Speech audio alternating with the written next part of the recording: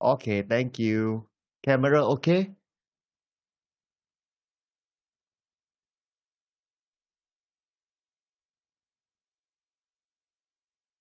Okay.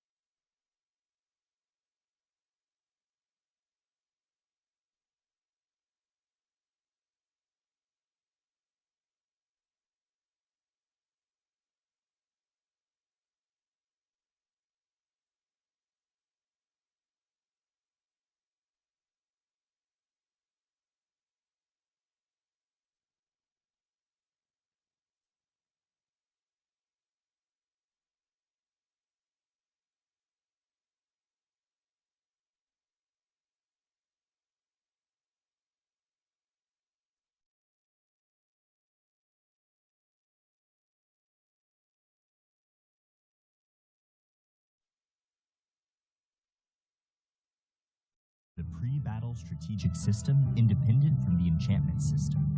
It allows you to increase heroes' attributes throughout the battle. The system will be unlocked after the player reaches level 7, and the slots within the Arcana list will also unlock one by one as the player's level increases.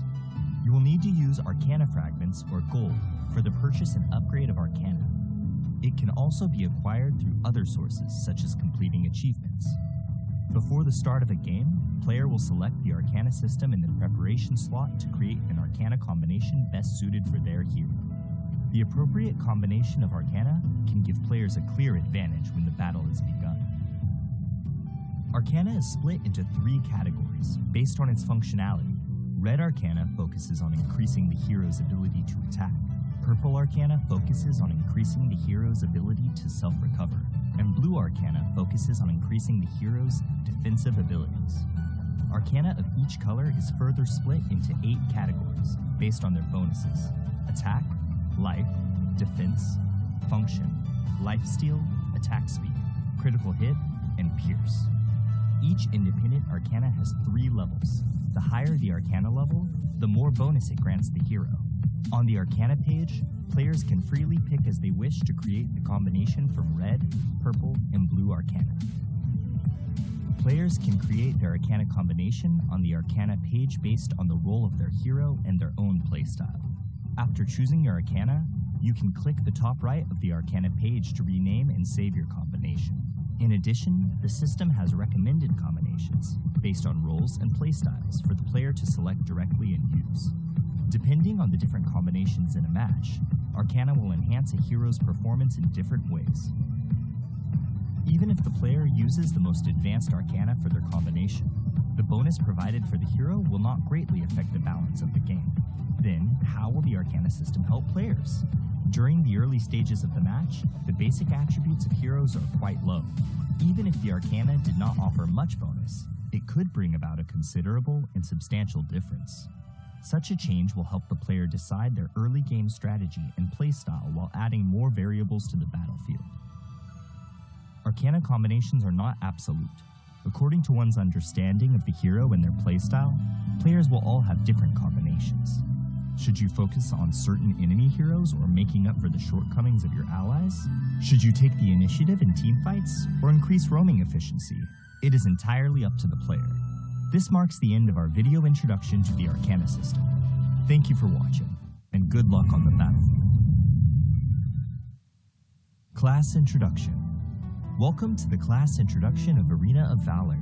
In Arena of Valor, the two sides will confront each other in teams of 5, and the heroes are the avatars of the players on the battlefield. Your knowledge of your hero and class is the first step towards victory. For your convenience, heroes are divided into 6 classes in the legendary duel: Tank, Warrior, Mage, Assassin, Marksman, and Support. Due to the unique abilities of some heroes, they will have multiple classes. Players can clearly see the characteristics of the 6 classes in the hero interface. Aside from this, players can also check the class of their chosen hero at Choose Character screen in a match. Tank Class Heroes. Tank Class Heroes fulfill the role of the meat shield of the team. If you're a fearless warrior who wishes to charge through the forefront of battle, then Tank Class Heroes are undoubtedly the best suited for you. Disrupting the enemy's formation and drawing their fire is the core use of tank heroes. Thus, they also shoulder the heavy burden of initiating team battles. Warrior Class Heroes. Warrior Class Heroes excel in close-quarter melee combat, combining the ability of dealing damage and tanking. Warrior Class Heroes are the backbone of the team, and they're suited to fight in any situation. At the same time, they have multiple item sets and playstyles. In a real combat situation, we will prepare item sets based on the team's composition and battle situation to balance the team's overall offensive and defensive capabilities. Mage Class Heroes. Mage Class Heroes are the core of the team's offensive capabilities, dishing out large damage via magic. Using their spells and abilities to obliterate everything in their way is what all mages desire. Normally, mage heroes all have powerful magic damage capabilities, and a certain amount of control abilities to ensure that they can quickly defeat enemies with very high armor. But due to their poor survivability, they can be vulnerable targets for the enemy's attack. Assassin Class Heroes. Assassin Class Heroes are the masters of burst damage. Thus, they are quite difficult to use. If you're someone who enjoys the thrill of seeing the enemy fall to 0 almost instantly, then the Assassin Class Heroes are your best choice. Assassin Class Heroes often combine excellent movement abilities with damage abilities. However, due to their lower basic HP than other heroes, Assassin Class Heroes rely on other players' ability to assess the situation and timing, as well as their mastery over the hero to maximize their potential. Marksman Class Heroes. Through steady and consistent physical damage, Marksman Class Heroes are also the core of a team's damage output. Different from the ability based on burst damage of mages, Marksmen prefer suppressing their enemies from afar and dishing out non-stop physical damage. But their fragility and lack of survival skills are their biggest shortcomings, putting them in a position where they are dependent on the protection and support of their allies. Support Class Heroes. Support Class Heroes value functionality. Normally, they are unable to deal substantial damage or have noticeable defensive abilities, but they have the important mission of protecting their allies, supporting their attacks, and guiding the initiations of teamfights. Support players can also be the MVP. According to the different styles of the team, some teams require a tanker support hero, who can share the burden of the tank with higher offensive capabilities, whilst other teams require a functionality-based support hero, who can protect teammates in dire situations and provide buffs to control and enhance magical damage. Your choice is closely tied to the team's needs in real combat. A team will need to choose 5 out of the 6 classes above to form. Utilizing different combinations of heroes can bring forth different chemical reactions for the team, and the right mix of combinations will allow you to demonstrate your advantages.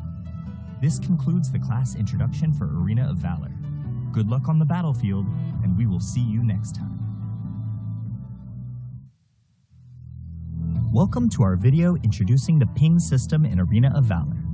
Arena of Valor is a fast-paced competitive multiplayer game. Communication and coordination within your team are vital to ensure victory. To help players communicate conveniently while reporting and delivering quick, accurate information on the battlefield, Arena of Valor has a context-sensitive built-in ping system that is easy to use. The ping button prompt is placed on the top right corner of the screen in a match. To use it, long press the ping button and point your finger to the triggerable area to send your team the corresponding ping. In addition, players can click the map button on the top right corner to expand the map and send pings by tapping the corresponding location on the map. Of course, players have the option to block ping sound effects and voiceover from other players to prevent interference during the battle. Battle alert pings. When players are on the move, they can send their estimated arrival time to teammates by tapping their location on the map. Players can request support from teammates by dragging the ping button prompt to their own hero. When the player is hidden in the grass, drag the ping button prompt to the grass to instruct teammates to hide themselves and ambush together. When a player is outside of the grass, dragging the ping button prompt towards the grass will notify teammates to be careful of an enemy ambush. Wilderness status ping. When Abyssal Dragon, Dark Slayer, or your own buff exists on the map, players can give corresponding attack commands to their teammates by tapping the corresponding monster directly on the map or by dragging the ping button prompt to the relevant monster. If a monster has yet to respawn, dragging the ping button prompt will notify the players of the corresponding monster's respawn time. Personal status ping. Players can notify teammates their skills are ready by dragging the ping button prompt onto their hero's skills. Dragging the ping button onto a skill in cooldown will alert teammates of the cooldown timer. When a hero dies, the player can drag the ping button prompt onto the death countdown to inform their teammates how long it will take to revive. In addition, players can inform teammates that they're returning to base by dragging the ping button prompt onto the recalling button while in recall. Enemy status ping. When the enemy has disappeared from a lane, the players can send an enemy missing ping by tapping on the lane. When the enemy reappears, tapping on the lane will signify how many enemies are present. Situation alert ping. Players can prompt teammates to defend structures by tapping their defense tower on the map or by dragging the ping button to the tower. When the player is not in a mid-recall state and drags the ping button prompt to the recall button, it will remind teammates to return to base. Furthermore, players can send scores to teammates by dragging and dropping the ping button prompt onto the scoreboard. There are hundreds of different ping options in Arena of Valor. Players should use them strategically to give themselves and their team a leg up on the competition. Be aware that the ping button is only a notification. The key to victory lies in making the right informed decisions. This marks the end of our video introduction to the ping system in Arena of Valor. Tell us your favorite thing to ping in the comments. Thank you for watching. Good luck on the battlefield.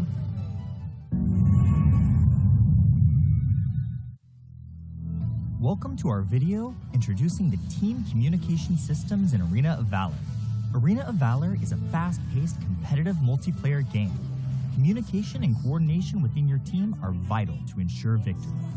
To help players communicate quickly and clearly in-game, Arena of Valor has introduced team communication systems, such as pinging, quick messaging, built-in real-time voice chat, and emojis.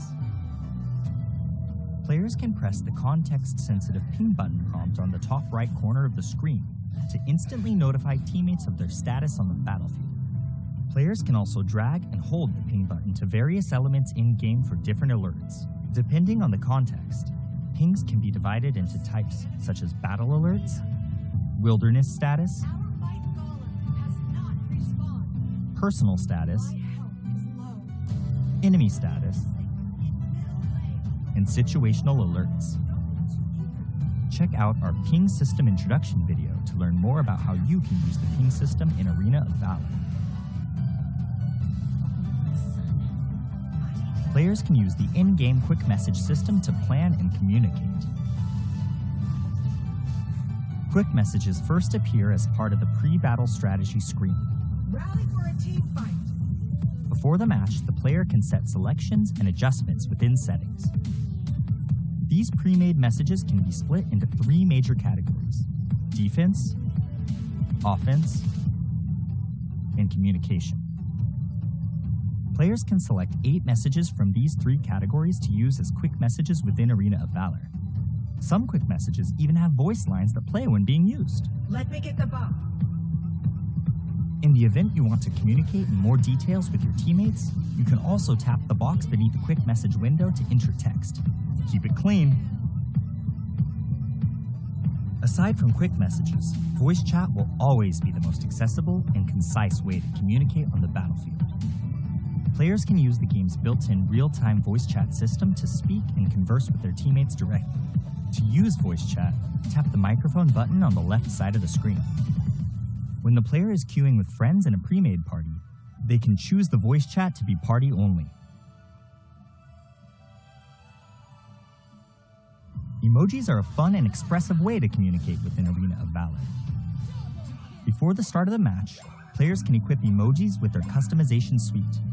Make an emoji selection while in a match to use the corresponding emojis. When triggering certain scenarios, heroes will automatically release their preset quick emojis. If there are teammates nearby that use an interactive emoji, and the player responds with an interactive emoji of their own, a new effect will be created for both emojis. One last thing to note, emoji displays can be seen by your enemies. Use your smileys wisely.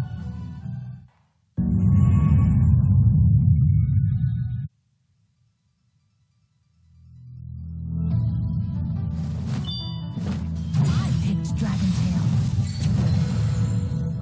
Not the other way around. Painting genius Jan. Since his childhood, the exceptionally talented Jan has reached the pinnacle of painting as a teenager. But when inspiration dries up, causing the talented young man to fall into infinite anxiety, his master sends him on a journey to find inspiration, taking with him the Rivers and Mountains Dream Scroll and Sword of Inspiration in his path to find materials. The young man's search for a breakthrough is fraught with crisis, but this is no obstacle for the battle-savvy Yan, who will hold the brush of the Sword of Inspiration in his hand and repel the enemies that stand in his way as he paints everything in his path.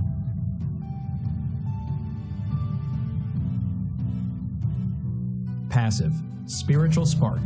When Yan uses Skill 1 and Skill 2, he will gain a stack of energy. Having 2 stacks of energy, depending on the difference in the previous skill, will cause the next normal attack to gain additional boost. After using an enhanced normal attack, his attack speed will increase. Yan's skill will mark an enemy when it hits them. Dealing damage to the same target will consume the mark and trigger additional physical damage, restoring Yan's own HP in the process. Skill 1, Black Jade Sprinkle. Yan will deal damage and apply movement speed reduction to enemies in a fan shape in front of him. Passive Enhanced Normal Attack. After a short delay, deals damage to the enemy in front and knocks them away. He can move during the delay and deal additional damage to minions and wild monsters. Skill 2, Draconic Step. Yan moves forward in an arc, dealing damage to enemies along the path. Yan is untargetable while using the skill. Passive Enhanced Normal Attack. Charging towards the target enemy and dealing damage, he can use another part of Skill 2 within a short time frame. Additional Skill 2 cast has a separate cooldown calculation and does not accumulate energy. Skill 3, Hills of Dream. Yan releases his seal, entering enhanced status and dealing damage to surrounding enemies, receiving a massive physical penetration, and can use the second part of the ultimate skill. He gains super armor and reduces damage taken during the cast. Yan will enhance all of his other skills. The second part of Ultimate. Yan charges forward and deals massive damage and knocks away enemies in a massive range forward. Enhanced Skill 1. Deal 2 instances of damage to the enemy. Enhanced Skill 2. Deals even higher damage.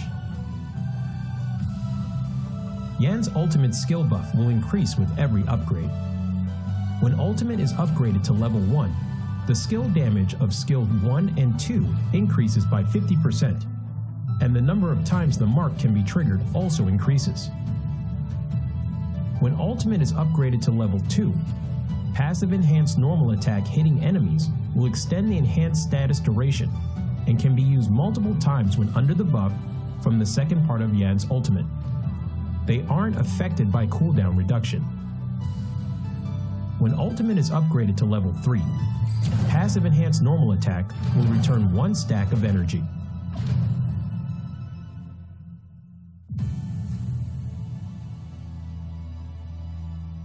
Yan is a highly controllable warrior-type assassin. His damage will continuously increase as the game goes on. He becomes extremely powerful in the later stages of the match. Thus, rapid growth and increasing level are important for Yan. The key to mastering Yan is utilizing Yan's skill set, launching enhanced normal attacks with different effects, and making use of the short cooldown time of his skill set to continuously dish out skill combos. At the start of the game, if Yan needs to support and gank enemies, he can save a stack of his passive in the bush. Use skill 1 to slow down enemies who passes by, and trigger skill 1's enhanced normal attack to knock away the target, to crowd control them and coordinate with teammates to finish them off. Yan needs to save up 1 stack of his passive while chasing down enemies. He needs to make use of skill 2 to get close to the enemy first, then uses enhanced normal attack's additional reset of skill 2 to continue pursuing. Once the gap is closed, use skill 3, skill 1, enhanced normal attack, skill 3's second part to finish up. In team fights later in the match, make use of the buff effect from the ultimate to bring forth a good haul. Yan needs to attack from the flank. Use skill 2 first to close in on the back row, followed by skill 3, normal attack, skill 1, normal attack, the second part of skill 3, skill 2, skill 1 to finish them off. When there are multiple tank type heroes in the enemy composition, due to Yan's lack of high damage before using his ultimate, he needs to watch his timing when he enters the battle. Make use of the physical penetration from the ultimate, as the bonus can deal quite substantial damage even against tank-type heroes.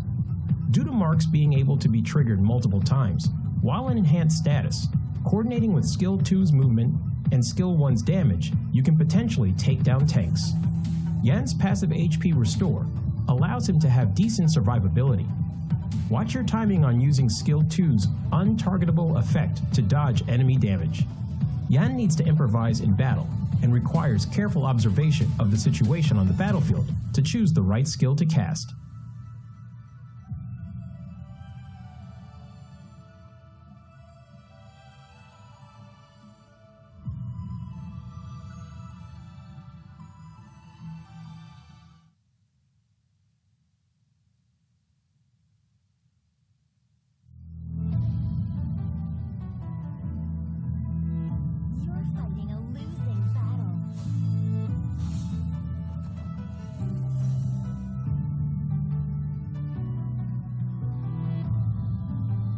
Jade Fan Beauty Yue. As the princess of the Dragon Kingdom, Yue brandishes a fan as her weapon, retaining her elegance even in battle. Aqua Force and Mountain Crusher allow her to easily control the whole battlefield, and Borrowed Might allows Yue to unleash endless attacks. If an enemy dares to offend Yue's grace, then they will taste the power of Rising Wind. Passive skill, Borrowed Might. Every time Yue uses Aqua Force and Mountain Crusher, she will gain a stack of Borrowed Might. When she has 2 stacks of Borrowed Might, Yue will reset the cooldown time of Aqua Force and Mountain Crusher and strengthen the next Aqua Force or Mountain Crusher. Skill 1, Aqua Force. Yue throws 2 bone fans at close range, dealing damage to enemies in their path. After strengthening, Yue will throw out 4 bone fans when using Aqua Force. Aqua Force will deal several times the damage where the bone fans converge. Skill 2, Mountain Crusher. Yue throws 2 bone fans at far range, dealing damage to enemies in their path. After strengthening, Yue will throw out 4 bone fans when using Mountain Crusher. Mountain Crusher would deal several times the damage where the bone fans converge. Skill 3, Rising Wind. Yue knocks back nearby enemies and deals damage to enemies in its path while pushing them back slightly. Yue will gain additional vision.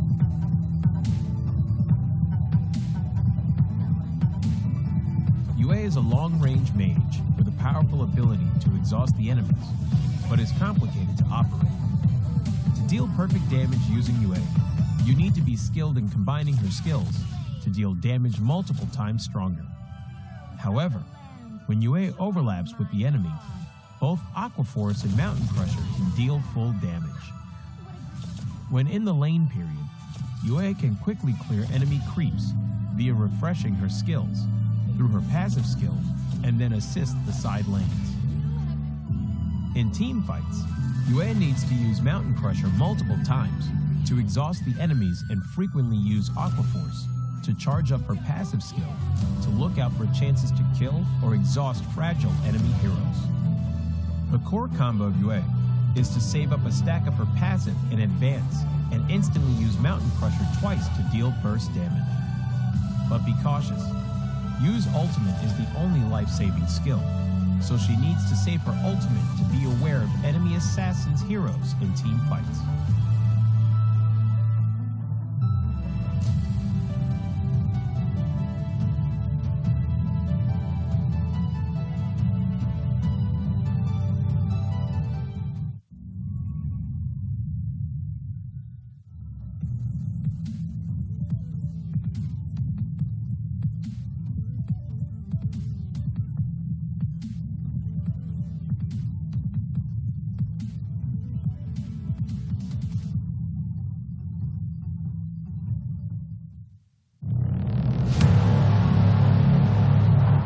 I fight for what I stand for, what I stand for. You testing me, then I go Rambo, Rambo. Hey, I taste the glory, taste the pain, I know what it takes to play. Got the kingdom on my back, I came long ways to engrave my name. Found my pride at the borderline, I will never back down till my dues are fortified. Hit him in to get a little cautious. It's part of the process. They think I'm crazy, or am I really brave? I don't let nothing faze me, there's no hold up delay. I still survive, I own the confidence up in my mind. I'm running close the light, it's time to shine and go take flight. No pain, no gain, if you don't wanna fade away. The both ways, hold pace. Heroes moving silence when they say the day. Yeah, I'm a queen,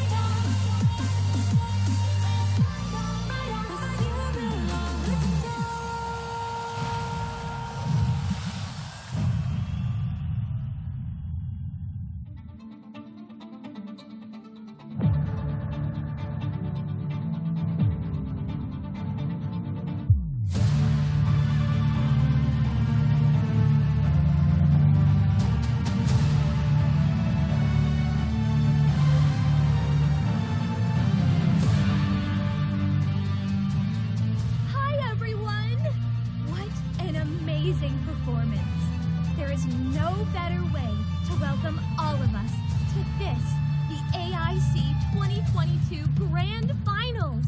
I am your host, Liliana, and I am thrilled to be here with my beloved challengers to watch today's intense competition between our grand finalists. I still vividly remember the wonderful performances put on by our players last year. In the blink of an eye, we have all gathered once again to crown the kings of AIC 2022.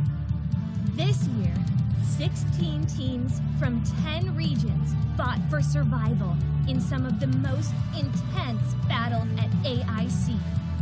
The next generation of international talent has joined the global stage, with new teams and regions now part of the fray. New rivalries were formed and new honor bestowed as teams faced fierce competition from new and friendly faces. No matter where these teams come from, seasoned veterans or fresh new contenders alike, they have all placed everything on the line for one of the greatest honors, the AIC Champion title.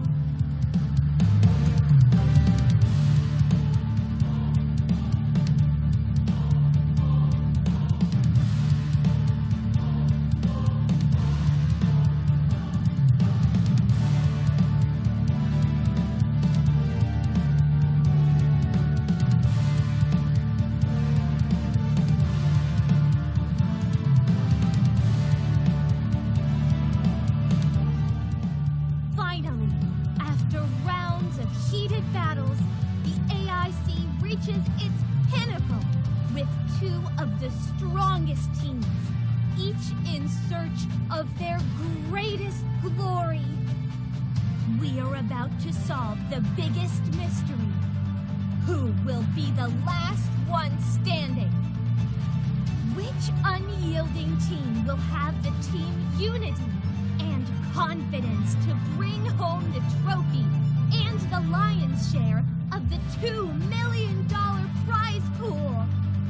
As we gear up for this highly anticipated match, we would also like to thank Garena and Level Infinite for hosting AIC 2022.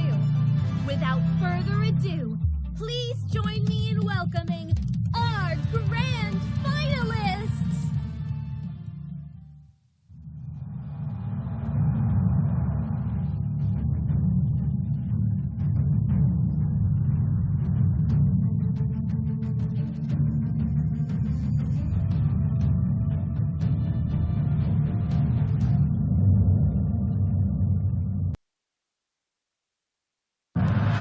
我们说完 team one 也是第一的意思，但每次我们踏进冠亚赛，却都只拿下去。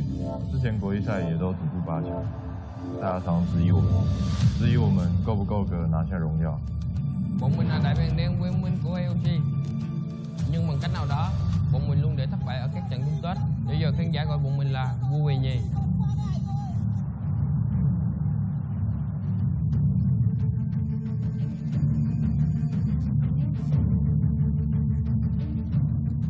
以前我只想独自扛起整个队伍，但现在我做了改变，愿意完全相信队友。我不停地练习，加深我的角色值，让自己的实力深不可测，让团队更加强大。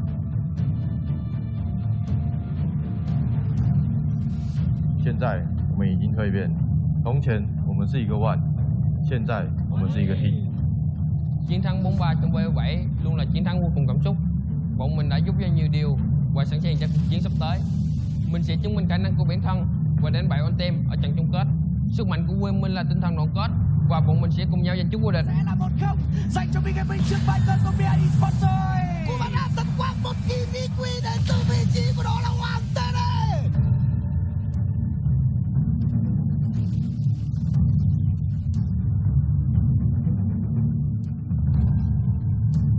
现在我们已经打破 GCS 例行赛魔咒了。现在我们打破国际赛8强魔咒。 Ở thời điểm hiện tại, bọn mình là niềm hy vọng cuối cùng của khu vực AOG. Big Gaming nhất định sẽ đòi lại món nợ với One Team.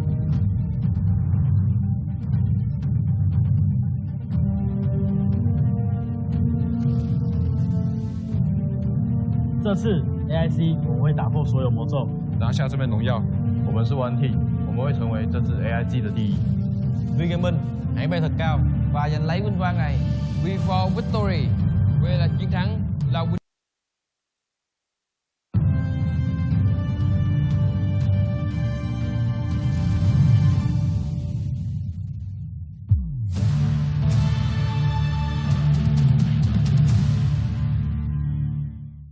From the group stage to the finals, we have seen all 16 teams display a great deal of team unity and confidence as they strive for victory and their share of the $2 million prize pool. Now, with only 2 teams left in the competition, who will finally rise above all adversities to claim their rightful AIC championship title? Which team will etch their names in the records of AIC history and complete the perfect ending to their month-long journey? I'm sure all challengers are looking forward to it as much as I am. Before we get started, let's take a look at each team's journey to the finals.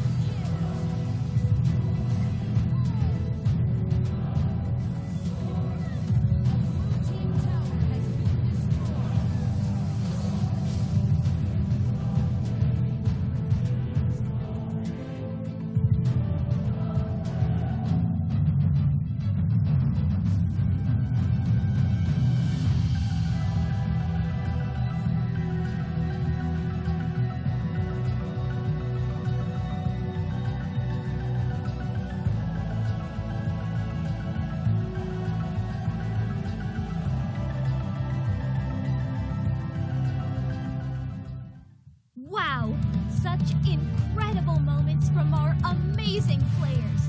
The horns of the war have finally sounded. Who will finally be crowned the champions of AIC 2022? Which team will ascend to claim this coveted title? To all the challengers worldwide joining us today, raise your voices for your favorite team.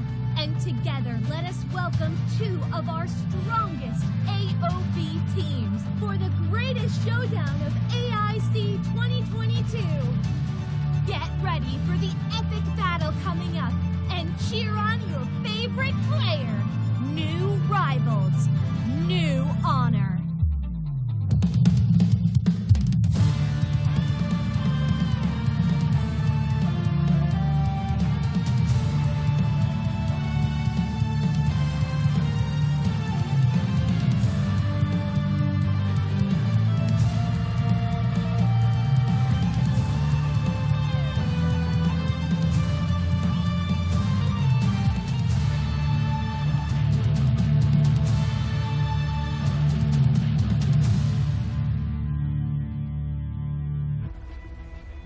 Welcome to the Arena Valor International Championships 2022. We're going to be your shoutcasters. My name is Vittorio. With me is Kiyoung Gaming. We're already at the last day of the AIC 2022, and we have a lot of expectations. What's going to happen in a best of 7 series between one team and V Gaming? Yeah, it has been a long journey for everyone, and especially for both of these teams. They battled as well during the upper bracket finals, and we all know how it went through. One team dominatingly defeated V Gaming in a 4-1 scoreline, but then V Gaming came back, and now they have a fighting chance against one team again after defeating Bikertopia in a pretty interesting series. It was a split winning conditions by both teams. V Gaming pulled through a game number 7 victory at the very end, and it's kind of uncommon actually for V Gaming. Normally we see them, especially during the AIC 2021, they kind of struggle in the extended series because they're the ones who usually dominate in the early ones, and then they struggle at the very extended series. But now we see them improving more and more. We already know the schedule now. At July 10th, the grand finals. Again, this is going to be a best of 7, and these two teams are the most qualified, the prestige teams here in the AIC 2022. One team and V Gaming, we expect to see so much action here. Yeah, it's going to be very, very interesting to see, as we already have an inkling what is going to happen, a 4-1 on the upper bracket, and now they have a chance yet again. Are we going to see a comeback from the lower bracket, or is it still going to be one team who has been consistently dominating all of the teams that they fought with? All of the series was actually always on their side. They never reach game number 7, and the prize pool is $2 million USD for the AIC 2022, and the lion's share is definitely going to land on the team that's actually gonna win the grand finals today. 700,000 USD, a very, very big amount. But second place is still going to have 350,000 USD. But who wants that? You want to have the honor to be the one to start the AIC 2022 and represent as the best team in Arena of Valor. Yeah. You not only are you fighting for the 700,000 US dollars versus the 350,000 US dollars, but they're also fighting for your name, for your team's name to be embedded in the AIC 2022. You being the one on the very top of all these teams that have qualified for the AIC 2022. It's also an interesting series, of course. One team versus V Gaming, the upper bracket finalist, versus the one that actually got brought down into the lower bracket finals. And they have shown us already how good they are in Arena of Valor, especially here in the AIC 2022. What's interesting to me, though, is that for the first time since last year, V-Game is going to be this time the challenger here against one team, and they're gonna do it for the second time as well. So a lot has to be considered here, especially after their initial interaction during the upper bracket finals. We saw them struggling. We saw them actually trying to go with these meta picks, trying to go with some experimentation, but unfortunately it did not pay them the necessary win against one team. On the other hand, though, one team pulled off some incredible and fantastic picks here, just like the Azenka and the other picks that they had, countering the ones that V Gaming had during their series. So it's going to take a lot for V Gaming to finally at least match one team, but we can expect them doing that because they have done it multiple times already, and one team, their primary goal right now is to maintain at the top. Yeah, one team, one of the most dominating teams against the most consistent teams in terms of their international experience. V Gaming from last year was the most dominating team in AIC 2021. They were still one of the finalists, and here in AIC 2022, they're going back, and probably, it has eluded them the title of the AIC 2021. They got beat by Buriram United Esports, but now they're facing off one team. It's a GCS versus AOG. All of the RPL teams fell off. So from the dominated 2021 year, where RPL was the best team, now we're seeing a change. We see AOG and the GCS stepping up to the plate and going back to show their dominance in Arena of Valor. V Gaming is already on your screen. Han, Wang TD, Maris, Huang Hai, and Bird LB. They are still the first five for V Gaming, while one team, they still have their five as well. Zekai, Wawa, NK, and Lunlun. And what's interesting to see is how Maris is going to square up with Wawa. Wawa so far is, the bread and butter of one team, along with NK and Ze. I think in terms of team composition, one team is a very talented lineup where everyone can actually pop off. V Gaming, I think their strong suit is they're very, very offensive oriented. They have a lot to show, especially in macro clashes. In micro situations, you don't see them excelling a lot. But V Gaming, their strength shows when they actually go for clashes. So let's see what's gonna happen here in the best of 7 series. In the best of 7, it's pretty interesting to see whoever wins game 1 and game 2 actually loses out on the half part of the series. It has been consistent for V Gaming as well. But one team, the only team that was able to overcome this kind of trope is, a more balanced team. Like, they don't fall off in the rest of the series because they have a lot of compositions that they can field. They have a lot of interesting hero pools. Like you said, they've used Azenka, they've used they actually used L'Oreal very, very well. And in most of the compositions, you want that kind of flexibility that you're not gonna have some problems going in the best of 7 series because you have a lot of heroes that you can field. And here we see as well in the hero usage duration how teams are actually prioritizing the heroes that they usually want to win their games. It has a big impact here, especially in this extended series, because we see them trying out their usual picks. Sometimes it can work, sometimes it doesn't, but we do see here more on the side of one team that their composition and their execution actually is on point.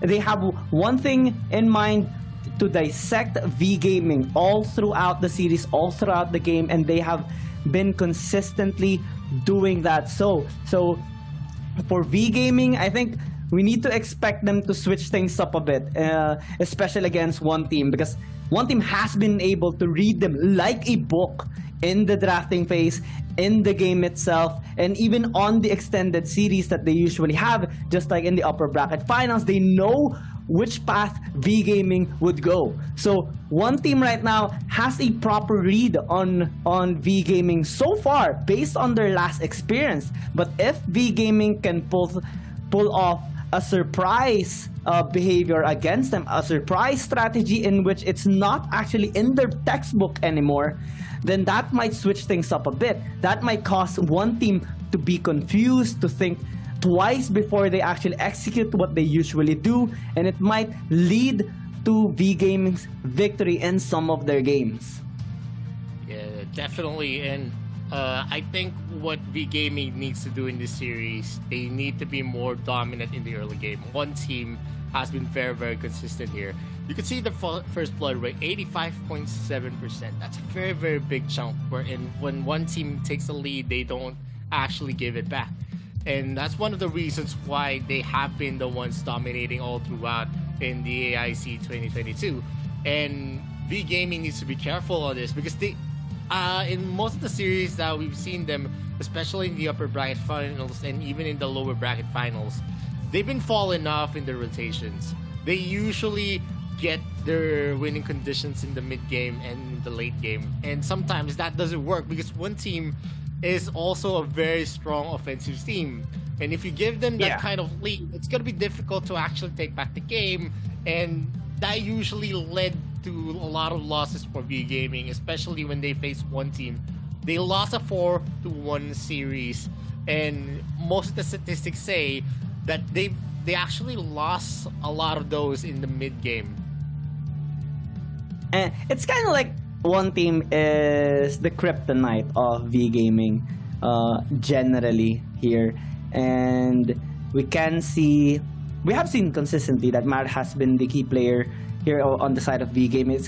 It's kind of their spear in their lineup because he leads the team, he leads the pack, and he's usually that kind of key player that adjusts thoroughly in their planned lineup, and they actually follow through with the other picks that they do have. He initiates for the team, he guides them wherever they need to go. He's the leader of V Gaming overall, and it puts into perspective actually that he has a big responsibility to win against his matchup. He has to win against Wawa in this game because during the last time in the upper bracket finals, we did not see that happening. One game wherein they won against one team was when he's Lorian, and the victory wasn't really caused by him leading the team. It was primarily because of the lack of coordination of one team, especially when they had the Roxy pick. And when that pick is actually negated, then it's rendered useless. So in here, as we see the key player introduction this time of one team, which is Kai, his role is pretty much the same as the other members. The synergy of the whole lineup here of one team is superior. He has been really consistent in providing that kind of pressure, maybe in the early game, maybe in the late game. When he uses the Elsu, he can definitely land the snipes on the crucial targets. When he uses the Laville, he can definitely land those double troubles and set it up for his allies. So this is the kind of pressure that V Gaming is experiencing right now, and it would take a lot, especially for their leader, Maris right here, which needs to be really on point, especially later on the shot calls, wherever they need to go, on the heroes that he has to be picking up to try and have the biggest amount of impact in the game against one team, and also try to maybe get a proper read on one team. Because if we recall on the stats earlier that we have seen, 85.7 first blood rate against V Gaming's 48%, that is a huge difference. And we knew V Gaming as a dominant team in the early game. So if they can't get that win condition, it's going to be a nightmare for them. And to start things off here in the pick and ban phase, they're gonna take away the Roxy. So far, one team has, one of the most more organized in terms of the early game rotation. V Gaming needs to match this. Usually the bottleneck for V Gaming is when Mars is stuck in the mid. And most of the time, when Mars cannot rotate, that's where V Gaming actually loses the game easily. They need to actually spark a lot more and probably give a lot of protection on where Mars is going to be rotating. There was a lot of instances where he got stuck in the bottom lane as well. And if you actually go for a 3-man rotation for your mid lane and also your Abyssal Dragon lane, you need to actually provide results. Because if you're only staying in the lane, you're just going to be siphoning the gold from your AD carry. And the AD carry is definitely a role that needs a lot of gold to pop off in the mid game. And they also need to think about how they're going to be countering one team's rotation, because so far I haven't seen one team be in the receiving end, and they need to surprise one team, especially here in game number 1 where momentum is king. It's always dictates who gets the first 2 wins. Whoever wins game number 1 has a bigger chance to win game number 2. We usually see a lot of upsets in game number 2, but still, you need to have that kind of confidence. You need to have a kind of boost, because if you already have 1 win on your belt, it's actually easy to pile it up. And going for the first pick here from V Gaming, it's a Lubu. A Lubu so far not really the most dominant hero that you could actually field, but maybe they're saving up for the best of 7 series. They didn't first pick the Nakrot, where we usually see V Gaming actually pick up those kind of heroes in the first game, and it actually almost backfired going into the best of 7 against Bikertopia. That now they're actually being smart about it. They're pairing it up with a Tulen and also a Hoover onto Violet. 20 seconds left in the clock. But looking at what one team has on their composition, they have a lot of long-range capabilities, a lot of suppressions on their side. Mid-game Iggy is definitely scary when he builds up maybe 2 or 3 magic items, and you usually see the Ember's Gaze being used to harass most of the starts of the clashes, and that gives a lot of boost. And you pair it up with an Elsu, you can almost take out any of the squishy heroes on the side of V Gaming, especially if Tulen is sniped. The Ember's Gaze as well is going to hit. Violet is also going to be in danger in most of the situation, and I think this is going to be a very difficult fight, as Nakrot is the 3rd pick for one team, and one team having this kind of composition provides a lot of damage on their side. Well, V Gaming, they still need a lot of sustainable heroes, maybe someone that could actually take in the damage coming up from the Elsu, take in some damage from the Iggy, so that they could actually go for a setup. Because at this kind of composition that we're seeing from one team, I think most of the clashes will be a defensive one for V Gaming. Maybe pick up the Baldum, maybe pick up the Lumbar, so that they would have a sufficient front line here for V Gaming. But what I like about this on the side of one team though is them pick up the Nakrot. They're saying like, okay, V Gaming doesn't want it, we'll pick it up. We also have the Zuka for later on, which is our top pick in the jungle. So it's not gonna be much of a pressure for us, especially in the later parts of the series. And now they do have a lot of damage in their lineup. They have the Elsu, they have the Iggy as well, they have the lane pressure and the small skirmish threat coming in from the Nakros that will actually have a big threat onto the squishy members of V Gaming, like the Tulen, like the Violet, that very much struggles in the early game. He's going to be very vulnerable for sure. Huang TD has to be really careful in the laning phase, especially from the possible rotations coming in here from one team. Take note, they have an 85.7% first blood rate. They are very, very aggressive in the early game. They want to get that first kill to further get the momentum going for them. And it would take a lot of effort as well coming in from Han to protect his ADC, because he has to be the one to provide vision across the river, across the map, and also guide his marksman in the lane whenever there's a possible rotation coming in from one team. And as they remove some of the possible heroes here in game number 1, like the Thane, the Lumbar, Rui has been respected as well here for one team. This is actually a good sign coming in from them, because it is kind of possible that V Gaming would opt to go with an aggressive lineup, since an aggressive and a really rotating, confusing lineup, because they have the Lubu, they have the Violet and the Tull, and they can pick up a double marksman like the Elendor to actually have the most kind of synergy with this Rui pick. And having it removed will force V Game to actually go on a standard late game scaling lineup.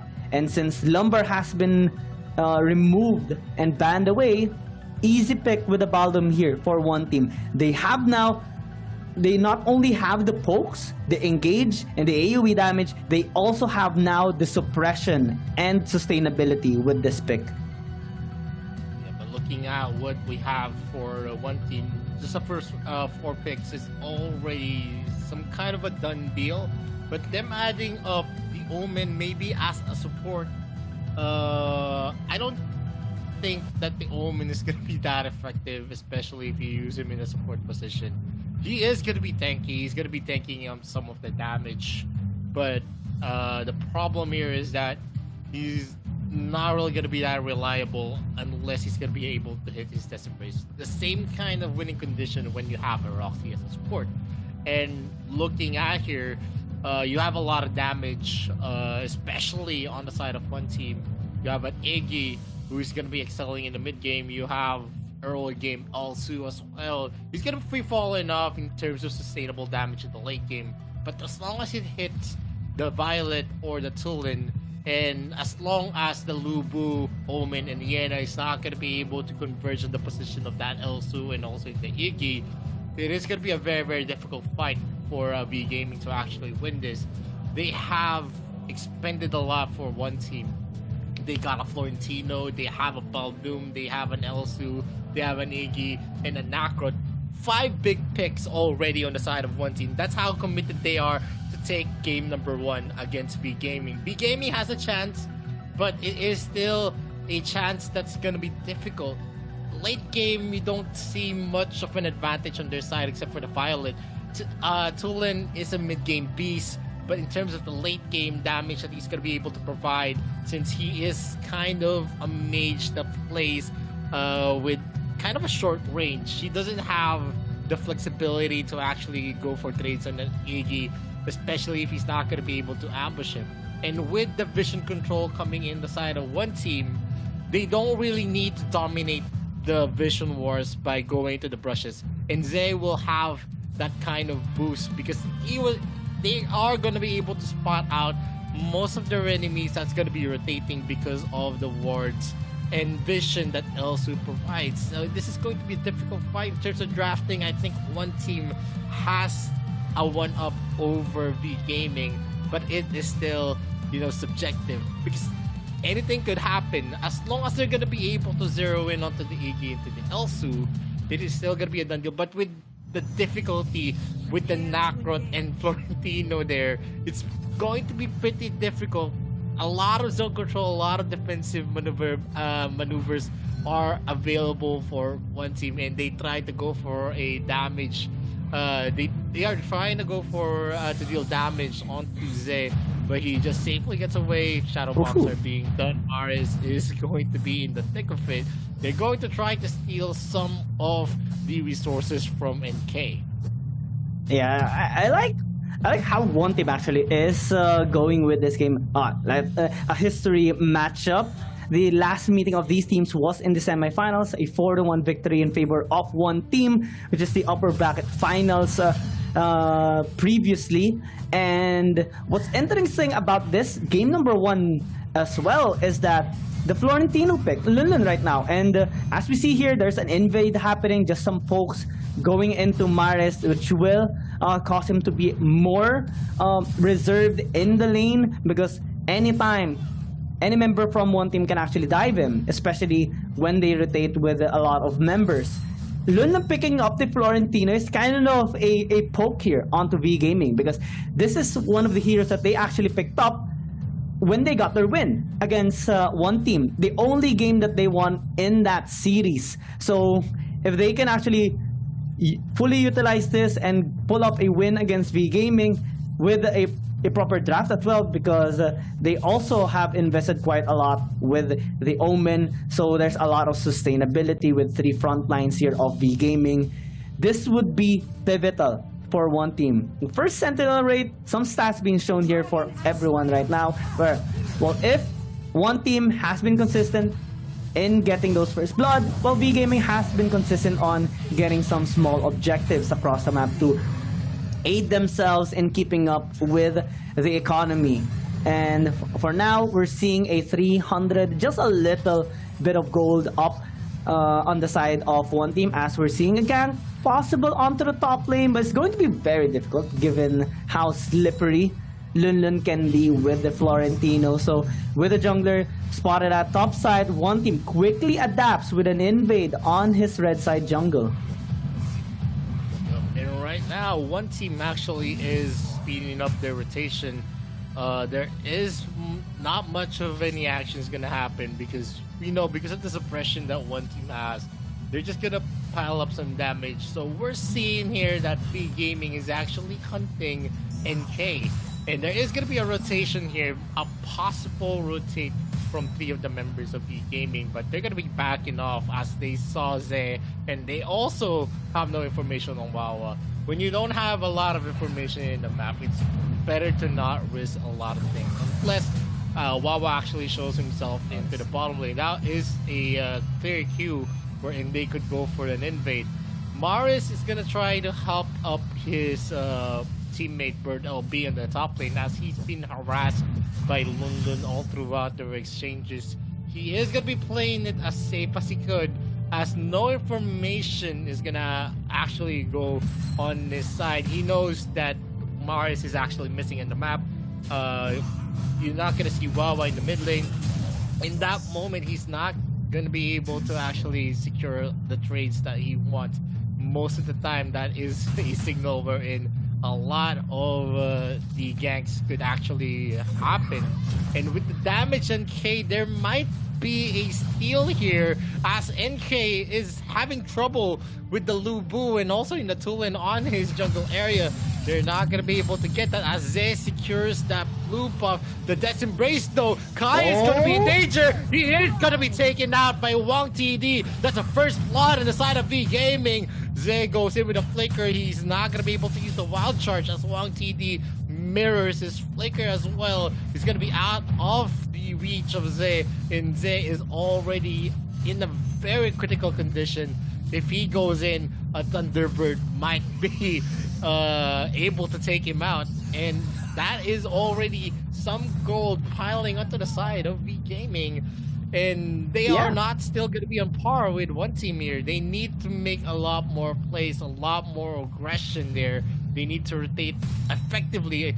The problem here is that if you want to actually have the lead, you actually want to deny the creep wave on your enemies, and Wawa is going to be the target of the Thunderbird, dealing some damage, poking him up.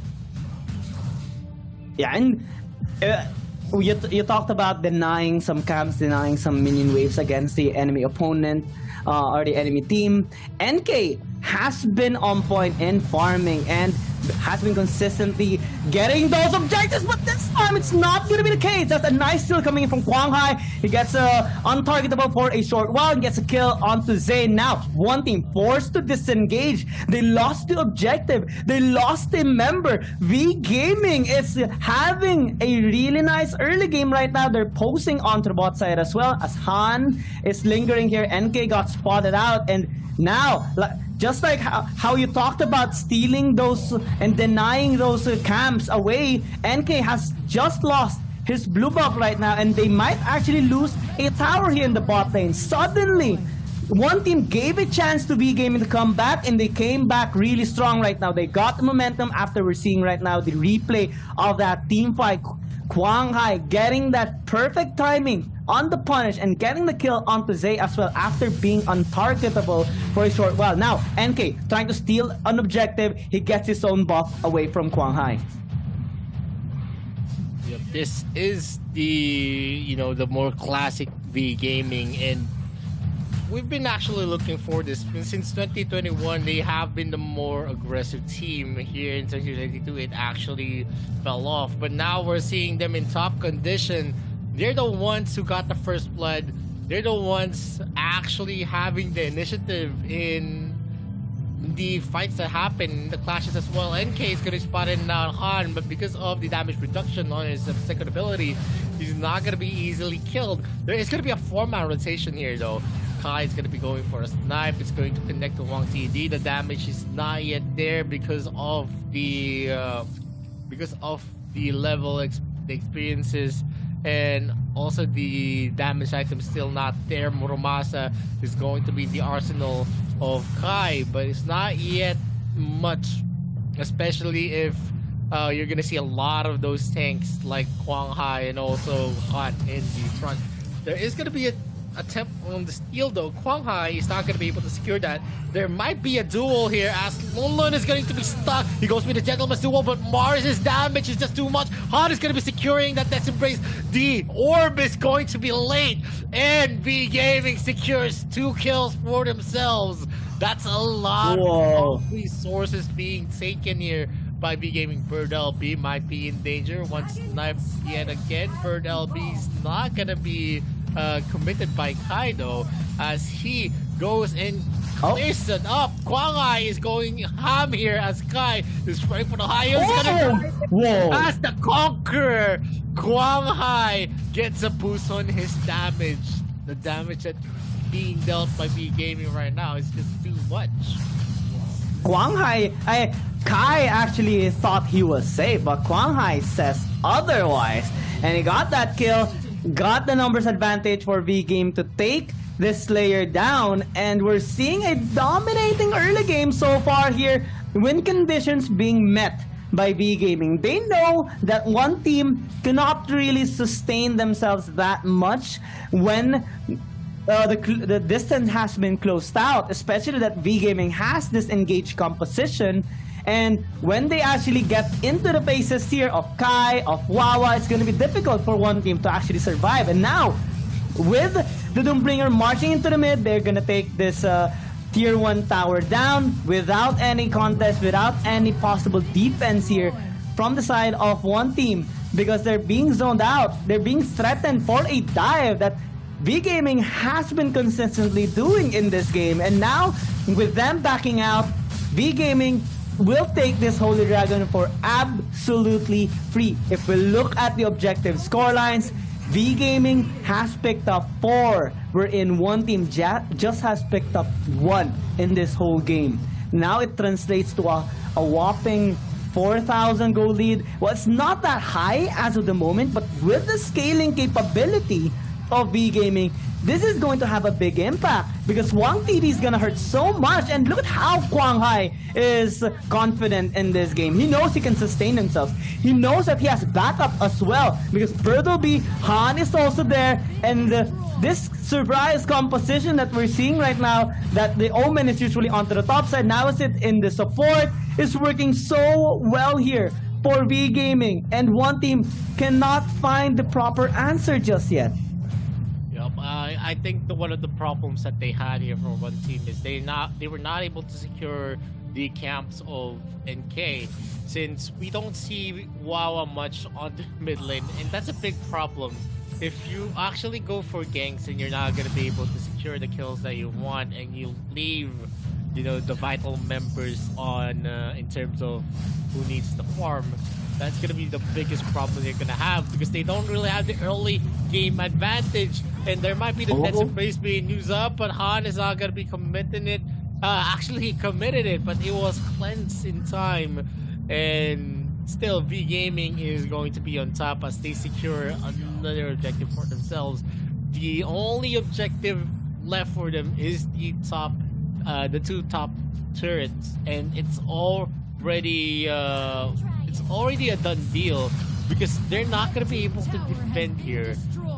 Most of the time that you're gonna see them go for the defense, the damage is still not gonna be felt from one team because of the advantage, because of the lead that V Gaming has built.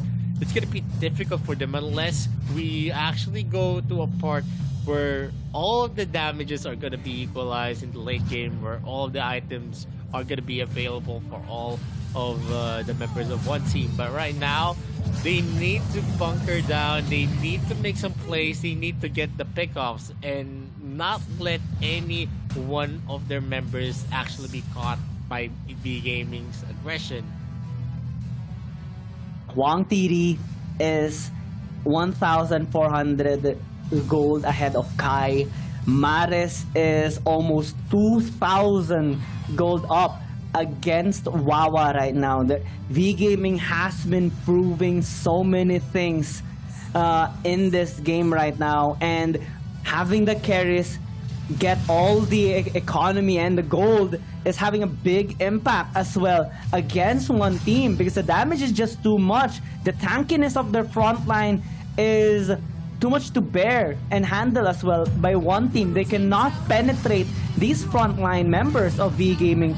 Luckily though, NK has been looking for ways across the map to get some economy in the team as they now are being dived here onto the top. They lost Zay already, but V Gaming is not done just yet. Kwang Hai dives in even deeper, nearly gets caught out, but the snipe though will get the kill. But Han nearly got taken out as well, but one team is gonna get one out of that. But they are pushing topside with the Doombringer right now. They are trying to threaten a mid push as well, maybe a bottom lane push as well, because they have the wave crashing there. And as Maris dives there, pulls up the Thunderbird, Lulu might actually get caught. That's a lot of damage that they're feeling in a short amount of time, and they cannot regenerate fast enough to successfully defend their tower. And now they lost their first inhibitor in this game at almost 14 minutes, as V Gaming right now does not stop with the pressure. They started the Holy Dragon, but they quickly disengaged. They know that some of the members aren't really that much healthy, but one team is trying to draw them out. That's going to be a flicker, and they might actually get Wang TD. He's so low, the snipes connect, and he falls down. Wawa dealing the damage onto the backline, throws the Ember's Gaze as well, and that's 3 people dead in exchange for absolutely nobody. One team, in a blink of an eye, they take the advantage back in their favor. This is the problem on their composition. They don't have the long range capabilities that we're seeing from one team, but just safely takes and actually deals damage on the distance. And now they're going for a push here out to the middle lane. They want to take back that inhibitor with 2 versus 5, and we have a wipeout here. Dead timers are up. 3 seconds still. Will be able to defend this. The Wild Prison is going to be used. They're going to be able to deter. And game number 1 is going to be the hands of one team. One team is saying right now, you had us in the first half, but you gave us one chance. You gave us that one moment of victory. We took it without hesitation, and you just blew off your chance in the first game. One team right now with the first point in this best of 7 series in the grand finals of Arena of Valor International Championship 2022. A fantastic run there, a fantastic team fight that transitioned into a game-ending push, and V Gaming was not prepared for that. And because of the Abyssal Dragon clash, I think it was a very, very forced clash. There was already damage piling up on their side. They didn't have the capability to actually win that because they don't have a lot of AoE to begin with. And if you give a lot of open windows for Wawa and Kai, they're gonna be making you pay for that. Wang TD and Morris is not gonna be able to actually last long in terms of getting the damage. Yes, they get a lot of the pickoffs. They actually win a lot of those kind of compositional fights, wherein if there is one member missing onto the side of one team, they're gonna be able to win it. But in terms of the macro clashes that will happen, and Kai being able to land that snipe onto Kwang, I actually delayed the reaction coming in from the gaming, and that gave them an open window.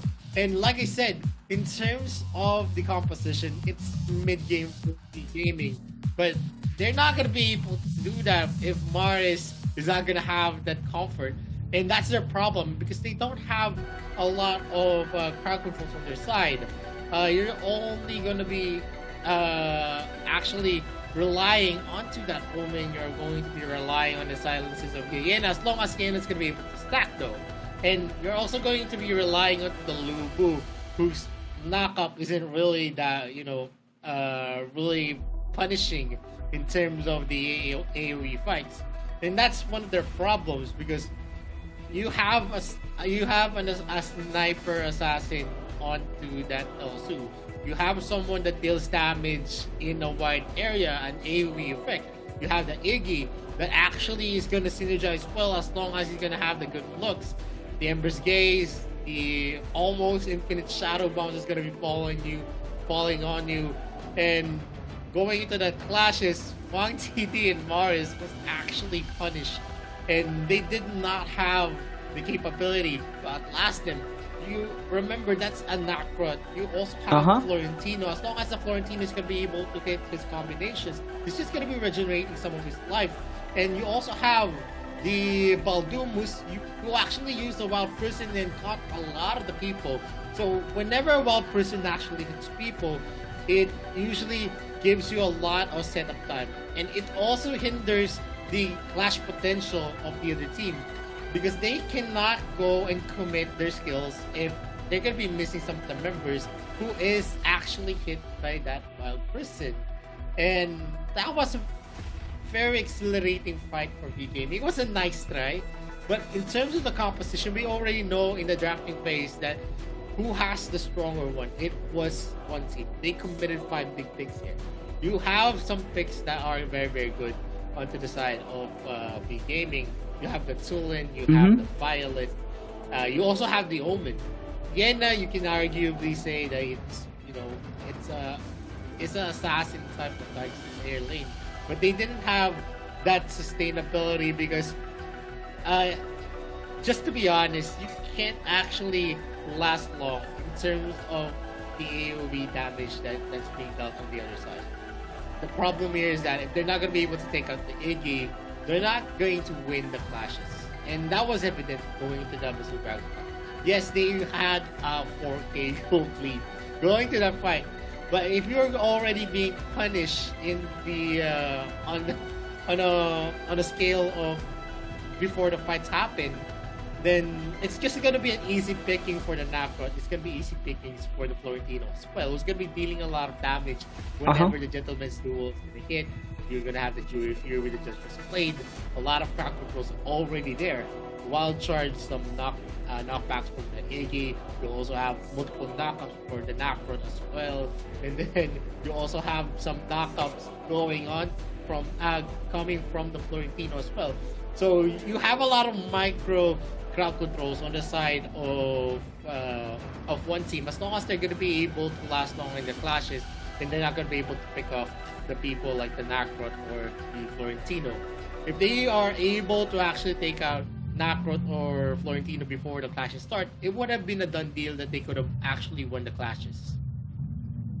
What I want to say as well is that I want to commend Zayd in that team fight because he landed a 4-man Wild Prison that caused everybody to be surprised and immobile for a brief amount of time, but that small window gave one team actually the better positioning in that fight, wherein Quang Hai was all alone. He was the only one that did not get caught by the Wild Prism because, well, he has the Conqueror. And he was all alone trying to deal damage onto the Holy Dragon, which was taken as well by NK. So the whole plan of V Gaming in that particular fight was quickly wiped off here by one team because of that picture perfect setup. And the MVP of this game is gonna be no other than Wawa after dealing so much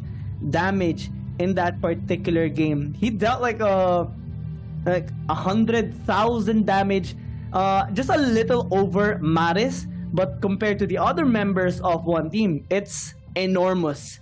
The nearest one was Kai, which dealt 65,000 damage, and he had a perfect kill participation, 100% kill participation in that game. He was there every time there was a clash. He was there every time they got a kill, and him being safe and being able to funnel all those damage onto the crucial members of V Gaming after that Wild Prison of Zay caused the demise here for V Gaming. So that was prestige of a team play that one team demonstrated in that particular game. And V Gaming, they almost had one team. I must say, they cracked the base wide open. They had the chance for a possible reset for the Dark Lord Slayer, but they got baited back onto the Holy Dragon. They were low. Han was trying to reset. They exhausted some of their skills as well during the previous team fight, and they had minimal resources or ammos left in them to actually fight one team. They just got baited out into that team fight, and they lost everything that they worked for the whole game. We still have game number 2. But game number 1, not to the side of one team. It's pretty interesting to see, are they going to be investing more to actually secure game 1 and game 2 and have a 2-0 onto the second part? That's something, a strategy that one team could actually use. If they invest a lot in game number 2, 3, and 4, they could possibly go for a sweep with the momentum riding hard on them. It's also kind of winding down here because V Gaming had most of the advantage going in that game. You could actually see on the graph on the last start in the stat part where game 1 was actually being built by V Gaming, and then it just turned around after that Pistol Dragon. Just one clash, and it all came crashing down. That's how good the potential of the clash power of one team.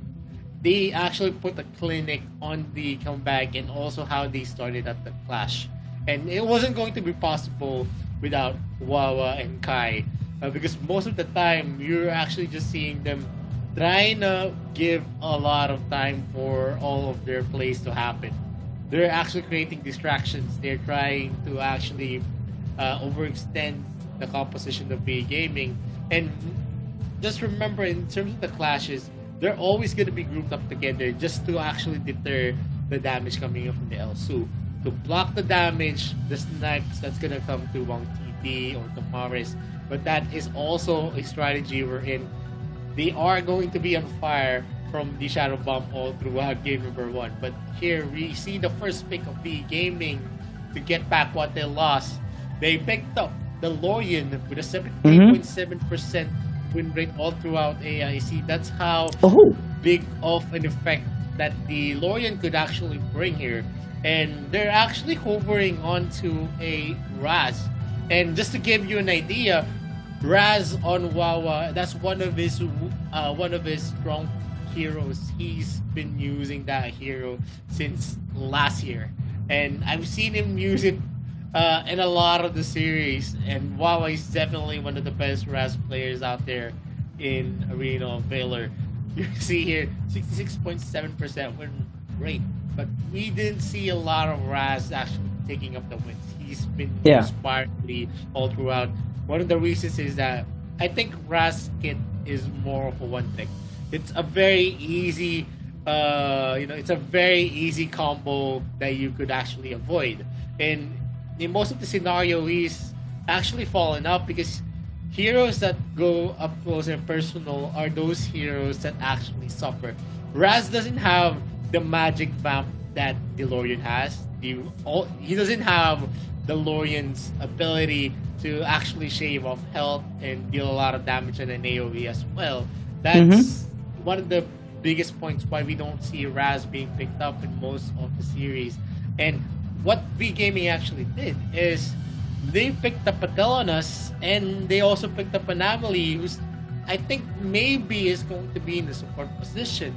They're gonna afford a lot of protection onto the Telenas pick.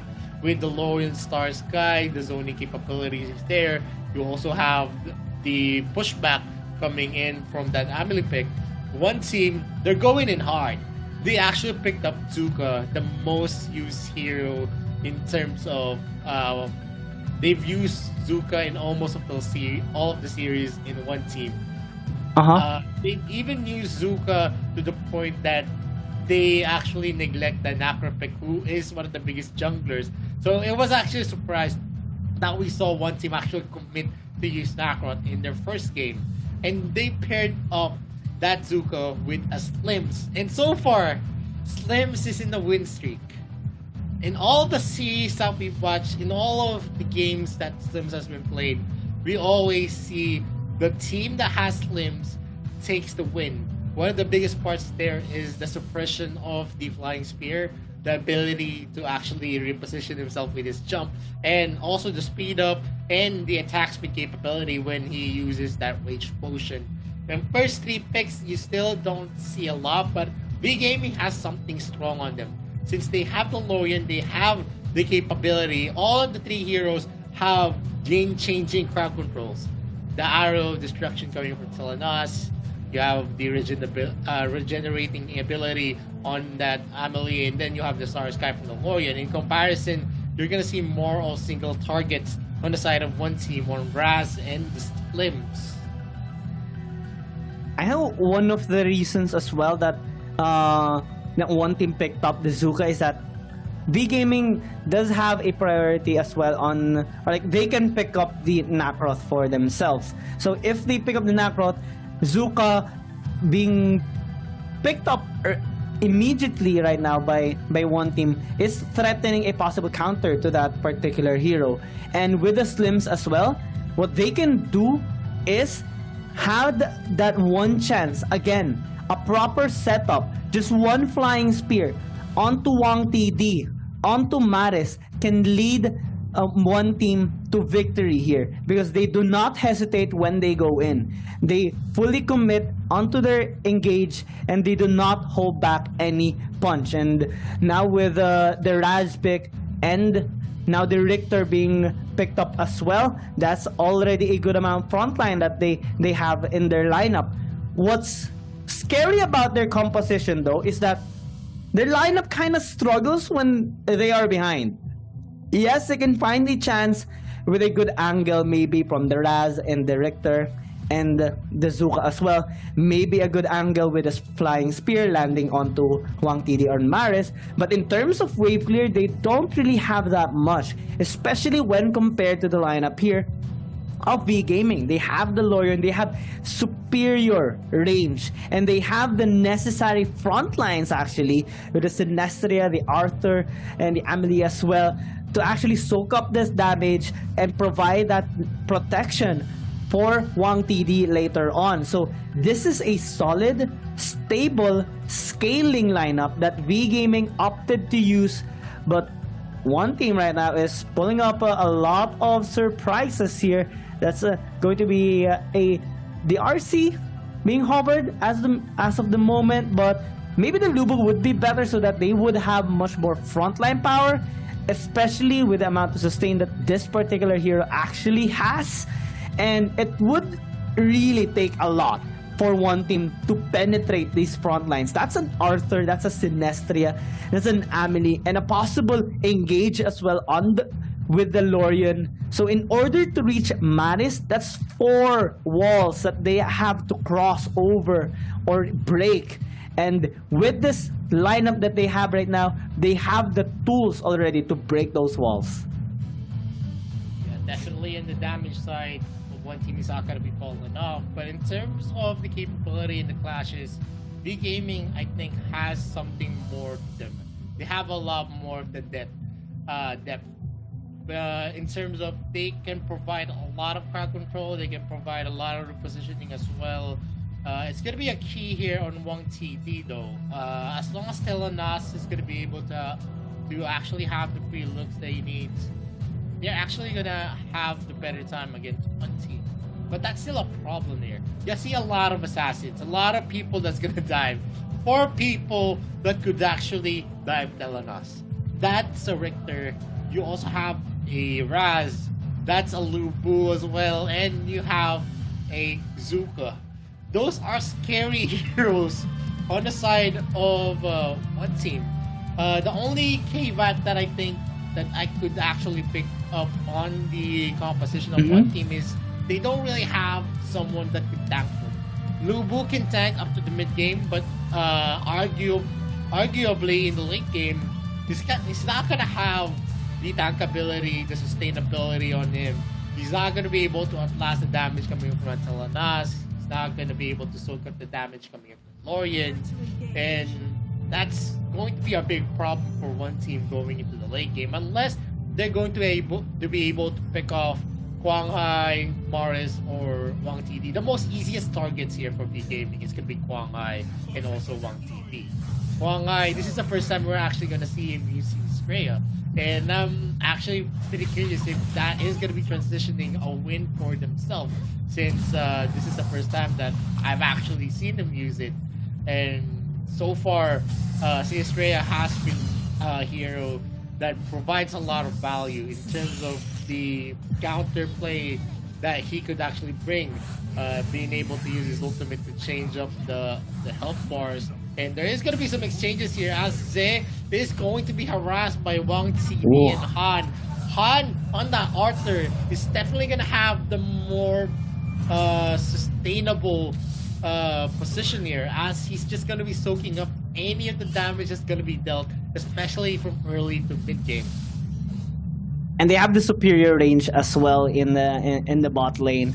A good sustained tank, a good protection onto Wang TD, and he's just going to be very comfortable in the laning phase. We're seeing V Gaming path efficiently as well across the map, getting some vision on, especially on the bot side, to protect Wang TD as he scales up. But as we see, top side right now might actually be threatened. Lun Lun and NK needs to be very careful because Maris is here. That's a nice knockup, but follow-up is not actually there. There's slight hesitation coming in from V Gaming, and that allowed one team to actually escape. And now onto the bot side, that's a nice punch coming in from Wawa, but still not enough to take down Wang TD. So those attempts now will turn into some objective takes here, as they will trade the Slayer for the Abyssal Dragon here for one team. Well, the Abyssal Dragon is a little bit late in terms of taking, so V-Game will now have a good amount of wave clear onto the bot side and mid to follow up in this team fight, but they might lose Han before they actually reach here, and that's already first blood for one team. First blood to start the game, and they equalized the gold lane that V Gaming was building. And this is a problem on the Arthur though. If he doesn't have a lot of support, a lot of the damage control from his teammates, he's not gonna be able to last long with all of the slows and knockups, and also the pushes. He's not gonna be able to reposition himself as well. He doesn't have any mobility in terms of his ability. And Deep Impact has been used here as a startup, but he's not going to be able to secure it. As more and more, we are seeing a bolder move coming from Wang TD. He knows that as long as Han is there, he's not going to be approached by the other members of one team. Ze is already in the receiving end because of the range of that Telenas. There might be a rotate yet again, as we see NK and Wawa actually positioning themselves here near the Abyssal Dragon lane, and this might be a disaster waiting to happen, as Lun Lun thankfully spots a backdoor creep wave clear coming in from V Gaming. He's not gonna be able to be taken out though, and the Hour of Chaos actually hit Ze, so he's not gonna be able to get that kill that he wants. Maris is gonna be entering the fray. Power Surge used by Wawa. He's been harassing Maris all throughout, and this is what I'm saying. Wawa is very comfortable on that Raspik. He has been landing the shots, especially with a nice knock-up with the explosive KO and the rising uppercut here of the Raz. And it was one of the reasons why they actually got a kill a while ago, or an almost kill onto Wang TD, but they got a kill onto Han a while ago as they punished that overstay of Han in that bot side river. And now V Gaming is opting to chunk some damage away, some chip some HP from that tower in the bot lane, but they're actually struggling a little bit to do so given the fast wave clear that one team actually has here on the bot side. They're attempting a second time though, and they might actually be threatened with a contest here. Zay takes a lot of damage, and now that's an overstay. A lot of tower shots were taken by both Han and Maris, but it will not stop them actually from chipping away some HP still on that first tower. They really want to take that tower down, and they're doing their very best to destroy that bot side tower. And with it not being successful, they transition onto the mid. NK tries to survive, but just for a short amount of time. He still falls down, and Zay a little bit late onto the fight, but it's a nice engage, getting that revenge kill onto Maris, and he even survives that damage from Wang TD. So one team right now are starting to strike back. A while ago, they were just trying to dodge some punches and block some of those attacks, but now they're throwing their punch, and V Gaming is starting to feel it. V Gaming, though, on the other hand, still should be able to provide some pressure here onto one team given the rotation that they have been consistently making. Plus now they have secured the tower in the bot side, which will give them more of an assurance here on the Abyssal Dragon take, plus the Slayer takedown by Kwang Hai and Birdle B. Things are looking still a little bit smooth here for V Gaming's scaling. They were able to secure 2 of the objectives, and that gave them a lot of the goal boost that they need. One team, though, they're not actually hot in game number 2. They still need a lot of gold to actually get high up in the boards. As London goes for the Skyfall that has been used, he is going to be slowed down, and he's not going to be taken easily as NK goes in, uses the Conqueror. He's going to have that resistance. He's not going to be stunned at the moment. Zay might be able to take someone, or he's going to be taken out. The Flying Spear is going to be used as well. He's going to be able to parry, but that second chaser is already out of the hands of V Gaming. Is having a strong front line. They have a lot of capabilities here. Kwang Hai might be taken, but he coming in for Kwang Hai was just on time to actually survive. The Power Surge Skyfall is going to be used again. And he's going to be taken out. Birdle B gets that knockback. He is going to be getting that kill yet again. And V Gaming takes 2 kills in an objective here in the bot lane. That gives them a boost in terms of the rotations.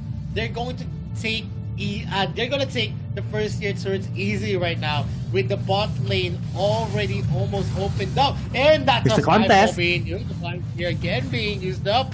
He's not going to be committing though, no damage as long as the Star Sky is not going to be available. Yeah, we're seeing the pressure building up right now against one team, but they have been in this situation before. In the game number 1, they lost so many towers, but they were still able to pull off a fantastic team fight. That is what they're looking again right now in this game. One setup, one mistake by V Gaming, and they can take everything away from them. But the gold lead is still rising. This is 4,000 gold yet again. Deja vu moment for V Gaming. What they're trying to do right now is preventing a possible comeback here for one team. They're trying to play things a little bit safer than usual, and they're being really proactive and taking all the resources. But except for the Holy Dragon this time, as it spawns up, B-Game is like, nope, we're not gonna touch that for a long while, especially after what happened in the previous game. They transition onto the top. They're threatening a topside push for more tower security, since they can actually threaten a dive. NK right now is trying to punish that overextension. That's a rising uppercut into the explosive KO, but not much damage actually felt here by V Gaming. After pushing them back, they take a tower in the mid. They also have a Slayer marching here in the mid lane, and one team is just a little bit scattered right now. They're gonna try to defend, but it's already too late. That's a total of 6 towers taken out. Only left is now the inhibitor tower, but Kwang might actually get taken out. It's a nice spellbomb, getting some help back as NK will fall down. Wawa and the rest of the members of one team successfully flees, but not without an exchange. They lose now the top side inhibitor. Their base is wide open. We have the Doombringer marching into the mid as well. Hwang TD has been free hitting successfully for a long time, and they're not feeling any backline threat coming in from one team. But maybe this time, as a rising uppercut and explosive KO knocks back 3. Here comes Zay as well, but Wawa immediately dead. If they can't take out Hwang TD, they can't take out V Gaming. And after successfully taking out Mares, they lose 2 in the process. And the space is being threatened right now. The core is exposed. They have 1 inhibitor left in the bot side, but can they actually defend it? Lun will fall down out of that onslaught of a damage coming in from Hwang TD. NK trying to defend, takes a lot of damage and will fall down as well. Kai and Wawa desperately trying to help out the base, trying to sustain themselves after so long, but V Gaming says no. Here's our comeback. We're having a tie series. Yup, V Gaming taking the initiative, taking the lives of one team in their early rotations, and that opened up a lot for them. They had the better sustainable composition. The pick-off composition that we were gonna expect from one team was not there. They were not able to actually win in terms of the strategy that they employed. They were not able to rotate, and that's a big problem because NK was always taken out. And this has been one of the biggest weakness of one team so far in this series. Whenever NK isn't doing good, you're not gonna see improvements on the lanes of one team. They're always gonna be falling off because they rely heavily onto what NK brings to the table. And if NK is not gonna be able to have that game that they actually need, they're not really gonna have a good time. And giving Hwang TD a lot of room, a lot of the sustainable heroes onto the front actually was the winning condition for V Gaming. We're always going to see V Gaming's Hwang TD always in the back doing just it was safe. So safe work for himself. Safe plays coming in from V Gaming was definitely there. They were not negligent on protecting Hwang TD. And in the moments where Hwang TD was actually taken out, they actually back off and wait for the Telenas if he's going to be regenerating or if he's actually dead. That's the only time that you actually see V Gaming turning off their rotation. And that's a big thing because that was a problem they had on the game number 1. They didn't have range. They didn't have anyone that could just consistently deal damage. Yes, there was a Violet there. The only problem there, they didn't have a lot of crowd control. And now here on game number 2, they remedied that. They had a lot of front lines that could actually protect, a lot of front lines that could actually dive as well. And one team actually trying to kill Hwang Hai all throughout this game was actually not very good of a move for them. It was a decision that actually made them pay a lot because every time they actually committed to Hwang Hai is just going to be regenerating his health by actually exchanging it with this ultimate. And that's why we saw Sinistrea top enough. The damage coming in from Wawa and the others was consistent. But the problem here is that if you're not going to be able to actually take out the hero in the opening start of the combination, then that's definitely already your win condition out the window.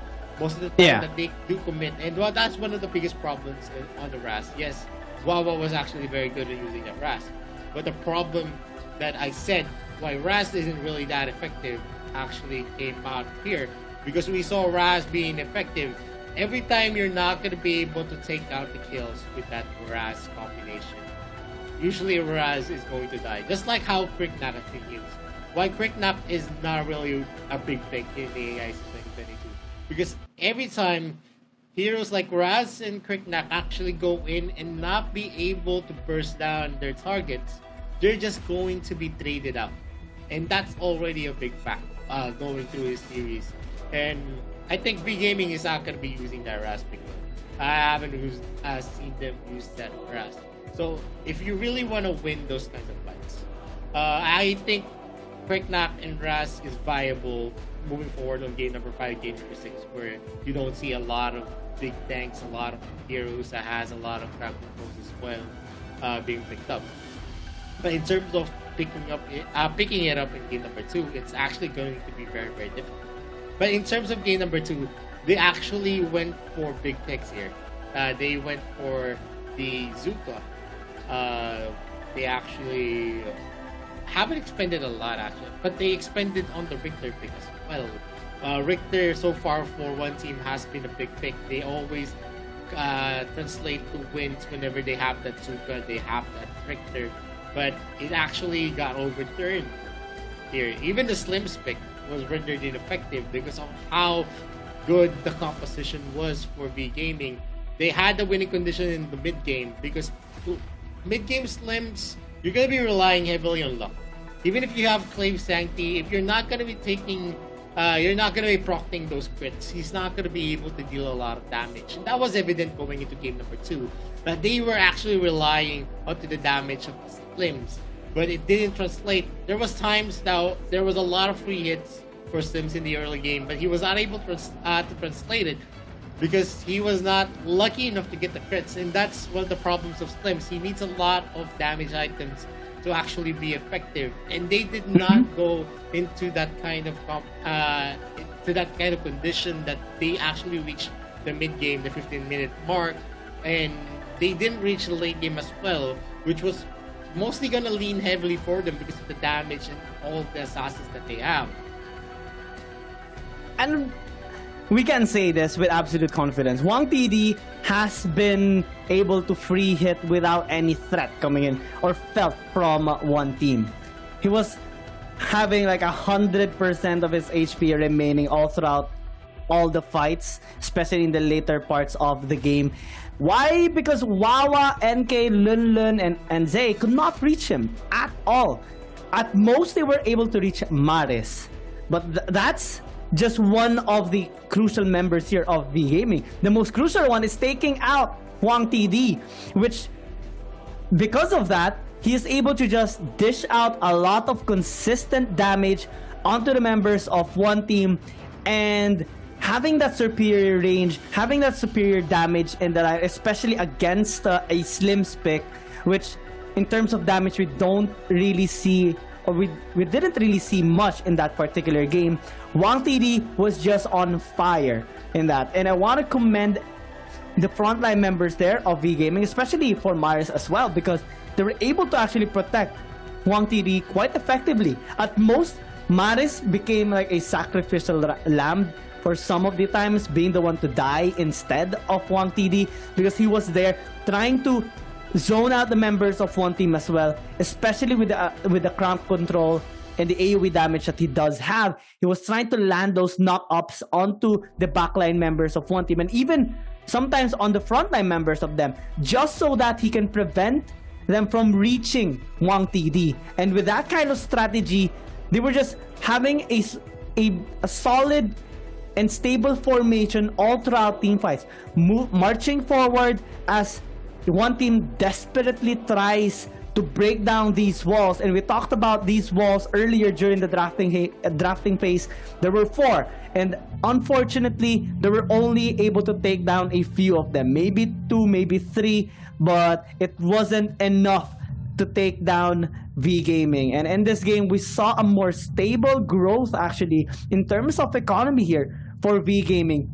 It started out slow, and sometimes one team actually pulls off a bit in terms of kills and coming back in terms of economy, but over time V Gaming got ahead. And if we check the damage dealt to champions, Wang TD dealt a lot. Kwang Hai as well, as he was soaking up some damage, he was taking the lives as well here from one team in order to sustain himself. Everyone from V Gaming did their part, and it caused a lot of problems for one team, especially with the composition that they do have. If we recall a while ago, we talked about how this kind of draft actually suffers when it's behind, and we saw it firsthand right now in this particular game. And the MVP of game number 2 is going to be Kwang Hai with an incredible of a performance with a Sinestria, 305 KDA and an almost 89% kill participation. This is going to be his 7th, and maybe looking forward for even more MVP counts, because that game was really incredible for V Gaming. V Gaming taking the initiative here, taking back what they lost in game number 1. That's a 1-1 as a start on this series. It's going to be exciting to see who's going to be taking game number 3. We've seen a lot of teams actually spiral out of control whenever they get game number 3. That's where they get the bulk of the momentum, because we only see the start at game number 1 and number 2. And that's already a good sign. Now we see a 1-for-1 because they're not letting the other team actually have the advantage. But enough of that, we're going to a very short break before we continue game number 3. This is the AIC 2022, the grand finals already. My name is Vittorio, this is Young Gaming. We'll be right back after the short break. Dragon Kingdom. Yue brandishes a fan as her weapon, retaining her elegance even in battle. Aqua Force and Mountain Crusher allow her to easily control the whole battlefield, and Borrowed Might allows Yue to unleash endless attacks. If an enemy dares to offend Yue's grace, then they will taste the power of Rising Wind. Passive skill, Borrowed Might. Every time Yue uses Aqua Force and Mountain Crusher, she will gain a stack of Borrowed Might. When she has 2 stacks of Borrowed Might, Yue will reset the cooldown time of Aqua Force and Mountain Crusher and strengthen the next Aqua Force or Mountain Crusher. Skill 1, Aqua Force. Yue throws 2 bone fans at close range, dealing damage to enemies in their path. After strengthening, Yue will throw out 4 bone fans when using Aqua Force. Aqua Force will deal several times the damage where the bone fans converge. Skill 2, Mountain Crusher. Yue throws 2 bone fans at far range, dealing damage to enemies in their path. After strengthening, Yue will throw out 4 bone fans when using Mountain Crusher.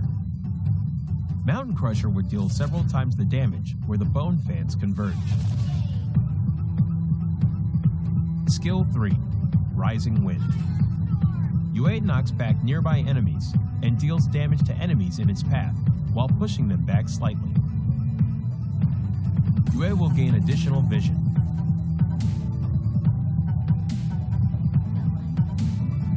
Yue is a long-range mage with a powerful ability to exhaust the enemies, but is complicated to operate. To deal perfect damage using Yue, you need to be skilled in combining her skills to deal damage multiple times stronger. However, when Yue overlaps with the enemy, both Aqua Force and Mountain Crusher can deal full damage. When in the lane period, Yue can quickly clear enemy creeps via refreshing her skills through her passive skill and then assist the side lanes. In team fights, Yue needs to use Mountain Crusher multiple times to exhaust the enemies and frequently use Aqua Force to charge up her passive skill to look out for chances to kill or exhaust fragile enemy heroes. The core combo of Yue is to save up a stack of her passive in advance and instantly use Mountain Crusher twice to deal burst damage. But be cautious. Yu's ultimate is the only life-saving skill, so she needs to save her ultimate to be aware of enemy assassins' heroes in team fights.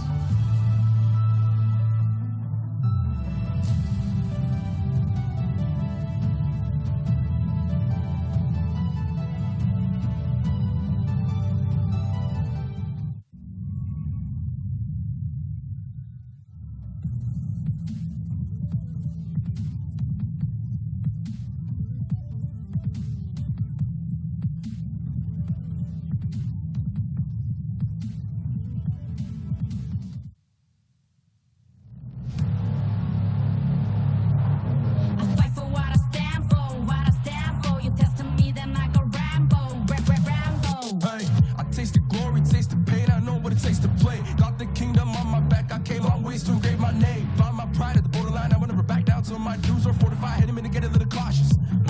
It's part of the process. They think I'm crazy, or am I really brave? I don't let nothing phase me, there's no hold up delay. I still survive, I own the confidence up in my mind. I'm running towards the light, it's time to shine and go take flight. No pain, no gain, if you don't wanna fade away. The both ways, hope pays. Heroes move in silence when they say the day. Yeah, I'm a queen, I overcome relentless pain. And I got it in my genes, I pass through anyways crisis. No matter what the price is, prepare. Protect my people, always beware. There's always new rivals everywhere. From you, the light declare, I'm riding to the air.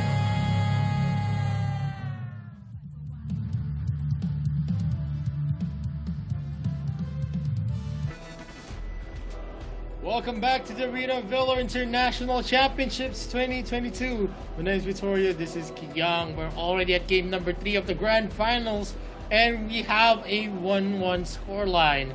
No one has a lead on this series, but that could change as game number 3 is going to be driving the momentum onto which team. And, you know, it has been a crucial part here. Whoever wins game number 3 is always going to have the better time in the second part of the best of 7 series.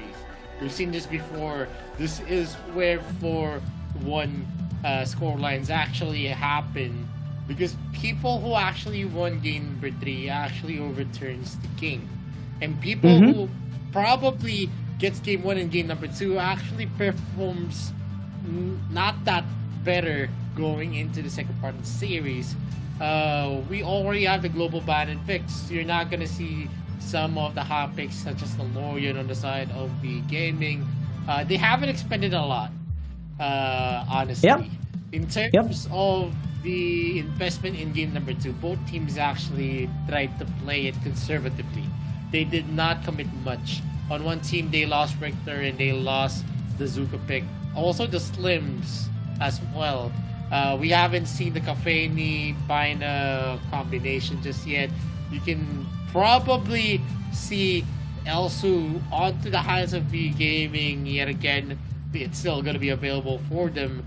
In terms of the support, Thane and Baldum is still a pick that is going to be big for V Gaming. Although they have lost Omen, one team already lost the Baldum. They still have the Thane. Omen is still open. Lorian is definitely a pick that they could utilize as well.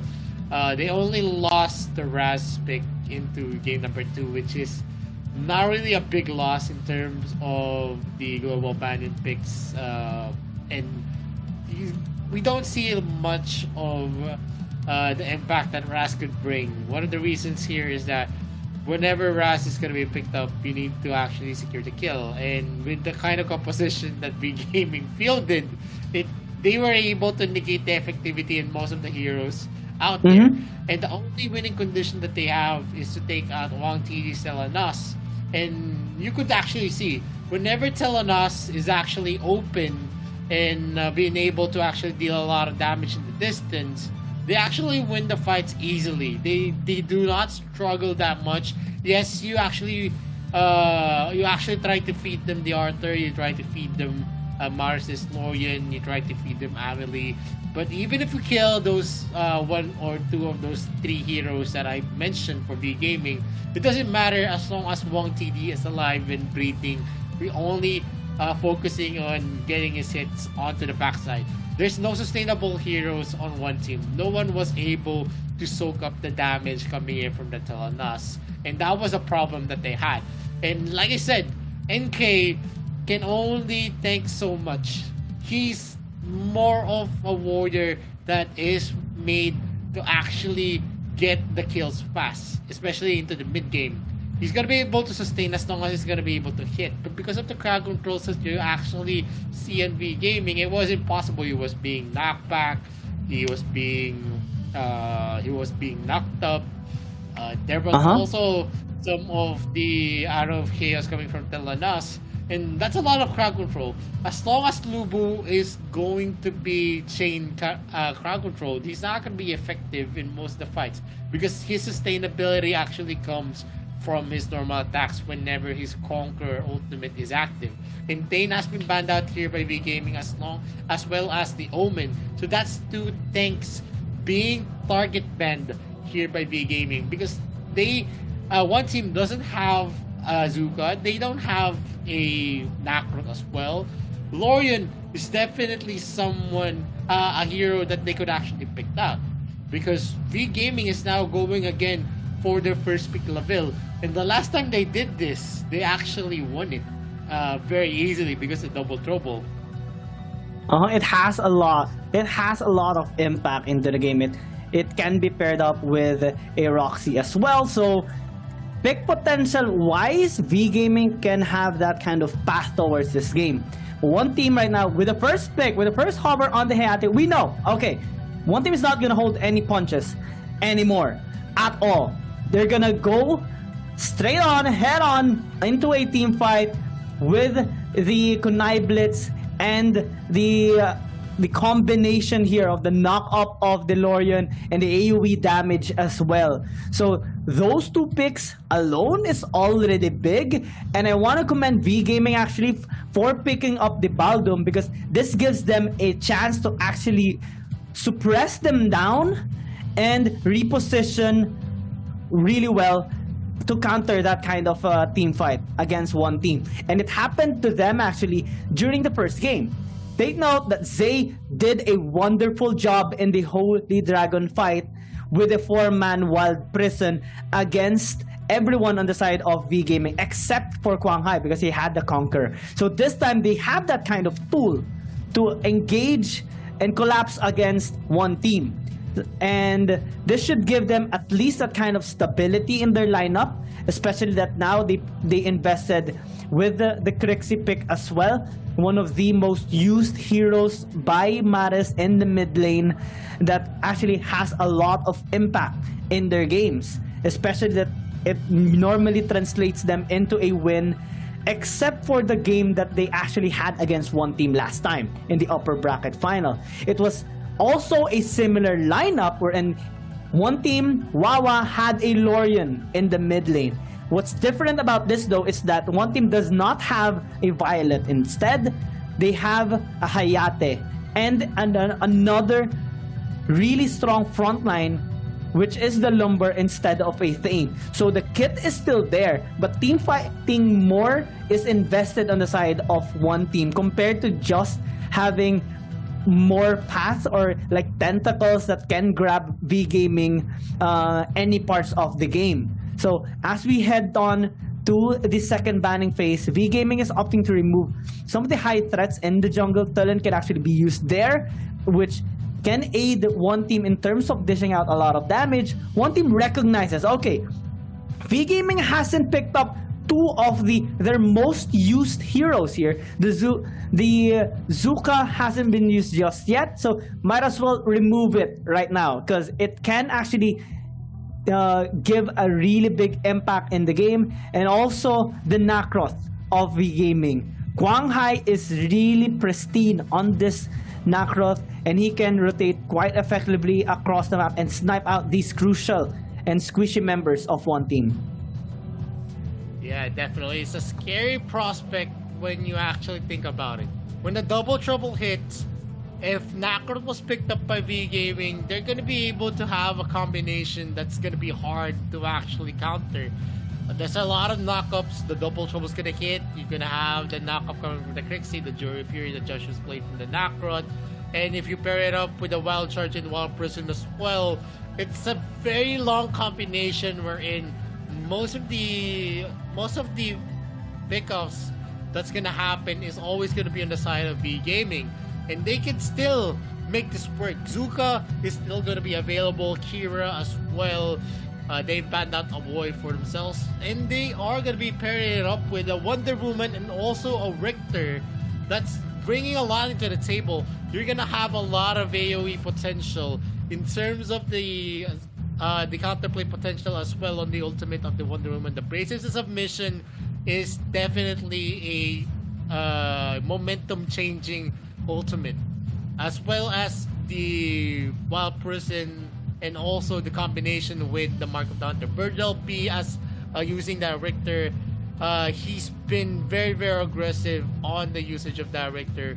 He always goes for the back line. And what one team is going to answer it with is going to be a Yan against a Richter. And most of that kind of 1v1 scenario, we actually see Yan going, actually having the better time in terms of the traits that he can bring, the ability to actually just zoom in and zoom out off going into those 1v1s. There's also going to be a hover onto the Kira.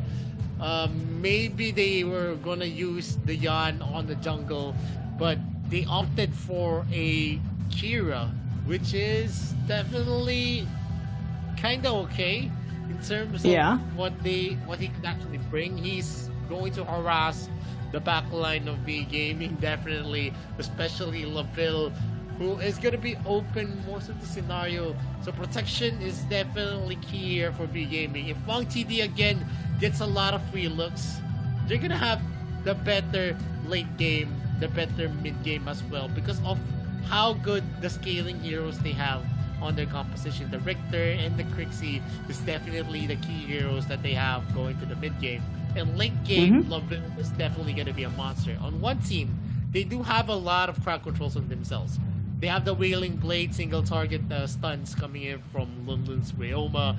You have the Splitting Earth from Lumbur. You have the Star Sky from the Lorien. So it's still looking hot for one team. So far in the AOE department, no one's going to be falling off. Everyone can actually provide a lot of value in both teams in terms of the macro potential. The pick-off potential, though, that is going to be a key. If Wang TD is again going to be hitting all of his double trouble, this could actually spell a lot of disaster for the lineup of one team. Let's see if it's going to be that way for V Gaming, or is one team's composition that has a lot of crowd control in terms of the AoE is gonna be racking up the clashes for one team. This is going to be very interesting because V Gaming does have a solid lineup. They can suppress. They have a lot of frontline power as well to provide a lot of protection for Maris and Wang TD. It's kind of similar to game number 2 in terms of their strategy, but this time one team does have a better angle to approach a team fight against V Gaming. They can actually enter from multiple angles with Lunlun NK on the backside. They can go from the front with Zay and Wawa and Kai. So it's going to cause a lot of hesitations maybe on the side of V Game, but that's a nice setup there on the Kai. He's able to disengage successfully though, so he's going to recall for now, reset in order to catch the next wave. But on the top side, both teams are not giving any chance to breathe. We're seeing them ganking the top side, trying to dish out a lot of damage to their Dark Slayer laners, and kind of forcing them to recall a little bit, since both of them are actually below half health, around 40%, and this can actually spell out trouble because one team is rotating towards the top side. We're seeing Wawa and NK lingering there, helping out NK just to clear out some of his camps, while Bertleby is able to reset already. So No casualties for the moment. It's quite an aggressive start, but not enough to be punished at all yet. So they're just waiting for the next objective, the first objective of this game, which is in around 10 seconds. And we can actually see that maybe V Gaming is gonna take the Dark Slayer or the Slayer, and one team is gonna trade it out with the Abyssal Dragon, given their positionings right now. Well, I think it's gonna be safer if they go for the Abyssal Dragon thing, as might be a rotation that's gonna happen. Oh, It's gonna be difficult as V Gaming is gonna be starting the Abyssal Dragon. Will there be any contest? But there is a knockup and a Moonfall being used up here. Maris. And Huanghai is gonna be able to secure that. They were able to stop NK from going into the Abyssal Dragon area as one team's Moon is starting the up as Bird LB is gonna be able to spot out Lunlun. He's not able to actually finish the Dark Slayer, and without NK in the area, he's not gonna be able to commit that because he knows there might be a possible steal. The Mark of the Hunter coming in from Bird LB, that's true damage as well. And Yeah. there is already the clear possibility here as Lunlun finishes off that creep wave. There's not much that they can do. There's a positioning from V Gaming. They're not going to let a objective easily slip to the hands of one team, and that's gonna be bringing up the gold to 400 gold lead on the side of V Gaming. They still have the advantage. They still have the initiative as well. The double trouble is going to be ready. Are they going to be committing that? But they're gonna be clearing the creep wave first before they do.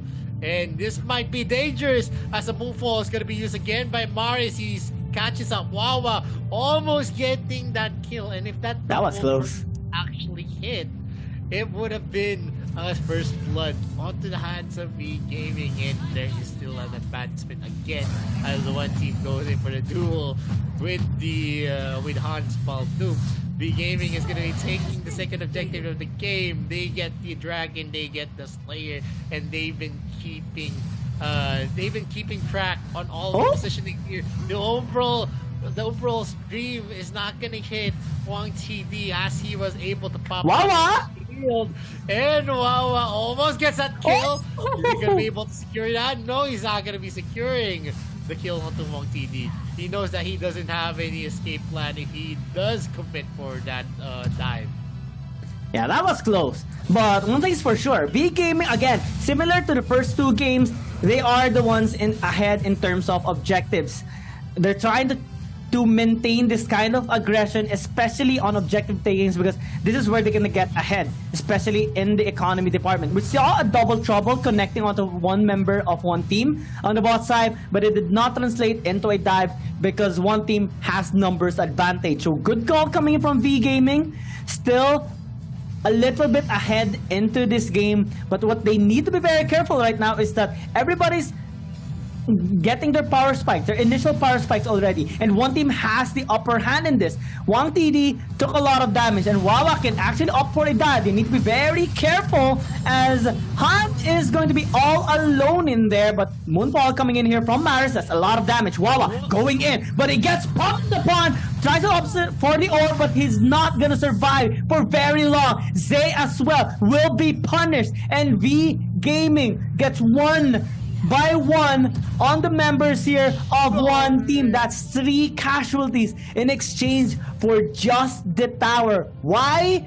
They overextended. They thought V Gaming weren't going to be complete, but that's the opposite that happened. If we check out this replay, yes, they got the tower already. Han nearly got taken out, but he got to survive, and retaliation went through here from V Gaming. Without any resources, without any ultimates available anymore for one team, they cannot prolong the fight anymore.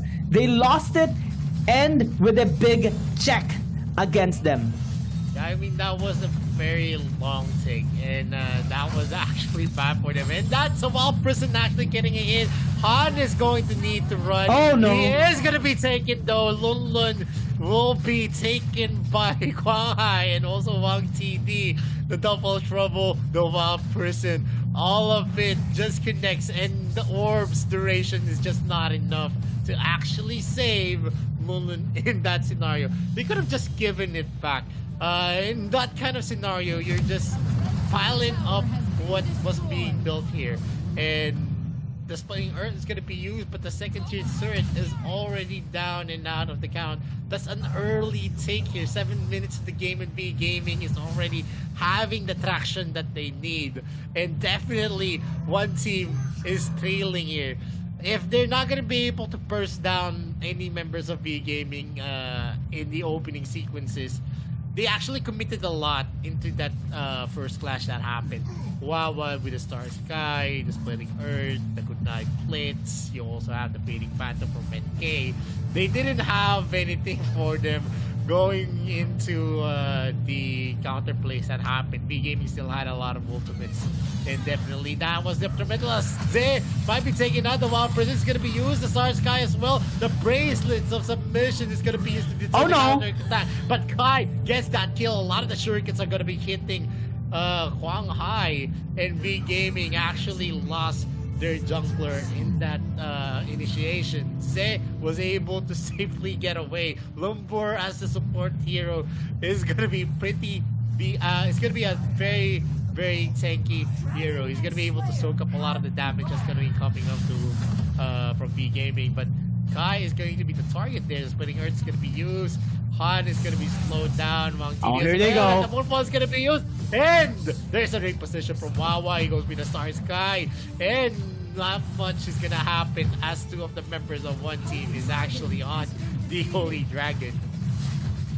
But it's actually a kind of a win by B Gaming. Why? Because yes, there is a trade-off objectives. No kills happening despite many resources being thrown out by both teams. But what V Gaming got there was successfully defending their top side tier 1 tower. They lost the bot side earlier, but in terms of structures, they're actually ahead. In terms of objectives and gold, they're actually ahead. So they can still initiate well into this team fight with a double trouble connecting, Wild Prison as well. Without them, they will need to back away for now. They take a round 2 here on the Zay, but they might actually get the kill. Kwai says no, and Zay says shoot. And V Gaming will just opt to disengage for now without able to successfully defend their tier 1 tower. They got kinda excited actually, trying to get a kill, not knowing that their tower actually is gonna fall down. Mid lane, they're trying to push with the Doombringer marching here as well, but it's going to be very risky given the engage that one team actually has in their lineup. Bertleby is actually gonna be engaged here. He is in trouble. V Gaming is very low, but they're trying to commit still into this team fight. They have the AoE damage, especially coming in from Maris and Wang TD. So they don't lose anything out of that, but they did not get the tower in the mid lane. Only some damage onto that tier 1, but one team right now with a better angle, with a better HP percentage, they are trying to squeeze their way across the blue side jungle here of Quang Hai towards top. Maybe setting up for another fight, but unfortunately there's no objectives yet. There's nothing that they can actually bait V Gaming into committing. So all they have to do right now is maybe catch up in terms of economy, since a while ago they were 3K gold down. Now it's only 1,000. One team has successfully caught up in terms of the gold, and this is going to be really good for them in the mid game power spikes, because this is where Kai is gonna start to really hurt. Wawa as well, and their sustainability is increasing even more, and V Game is gonna struggle trying to disperse all those tanky members of one team, because they're just gonna be the ones to take that double trouble for Kai and Wawa. They have 3 front lines. Well, NK is not really that much of a tank, but he is going to try and disperse the members here of V Gaming, because he can actually zone them out given the nice burst that he does have in his kit. And V Game right now are actually being forced back into a defensive position across the map. They're just responding to these pushes of one team right now. It's not going to be that much beneficial for them. They're going to be drawn out later on Double Trouble, again, not connecting. This is gonna be a window of opportunity again for one team as they do try to take this Infinite Slayer.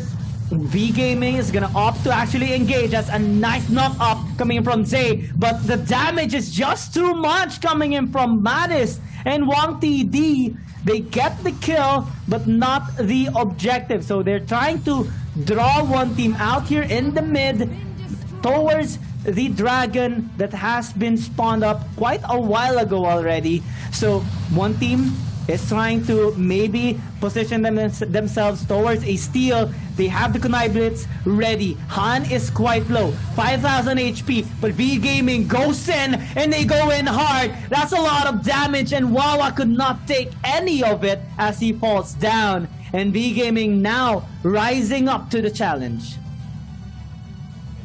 V Gaming having the bulk of the clashes onto their advantage as long as they have the capability to actually protect Wang TD. The damage that they're going to be dealing is not going to be falling off. AoE wise, they are going to be able to deal sustainable damage in multiple heroes from the side of one team.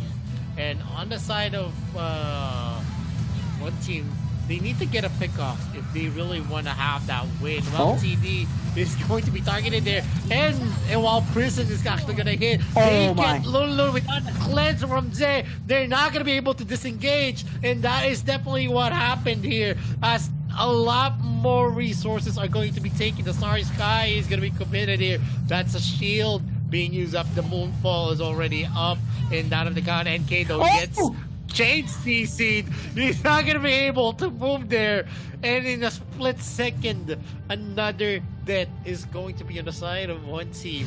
3 members against 5. That's a double trouble being committed yet again. He's gonna be pushed back, but the second tier is gonna be going to be taken while Wawa gets killed by Morris as he goes for a flicker combo with the Moonfall with that Crixie. A lot more every second, every minute actually, we're seeing one of the members of one team falling down and an objective being taken as well. That spirals the gold lead to almost 4K.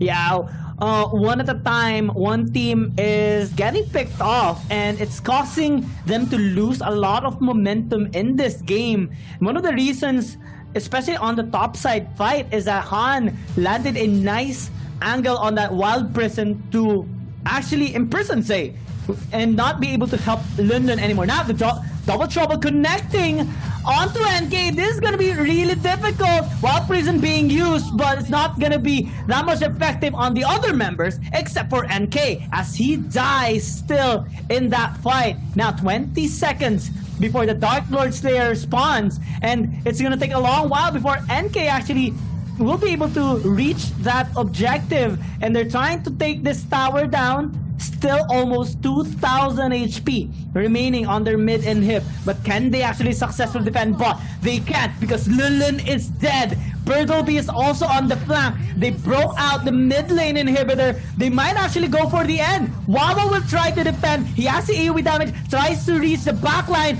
Kunai Blitz invested, but not enough to get a kill. He gets killed by Wang TD instead. And now V Gaming still pushing their limits. 2 members are quite low, but they have the second life on Wang TD, so they still commit on this fight. Wild Prison invested already, but they will just commit onto the base. They know what's up, they know what to get, and they get a 2-0, 2-1 lead.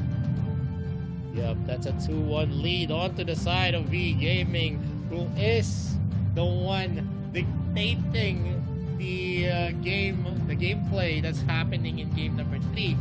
Most of the rotation was dominated by them, and it's no surprise with what kind of lineup they were actually having.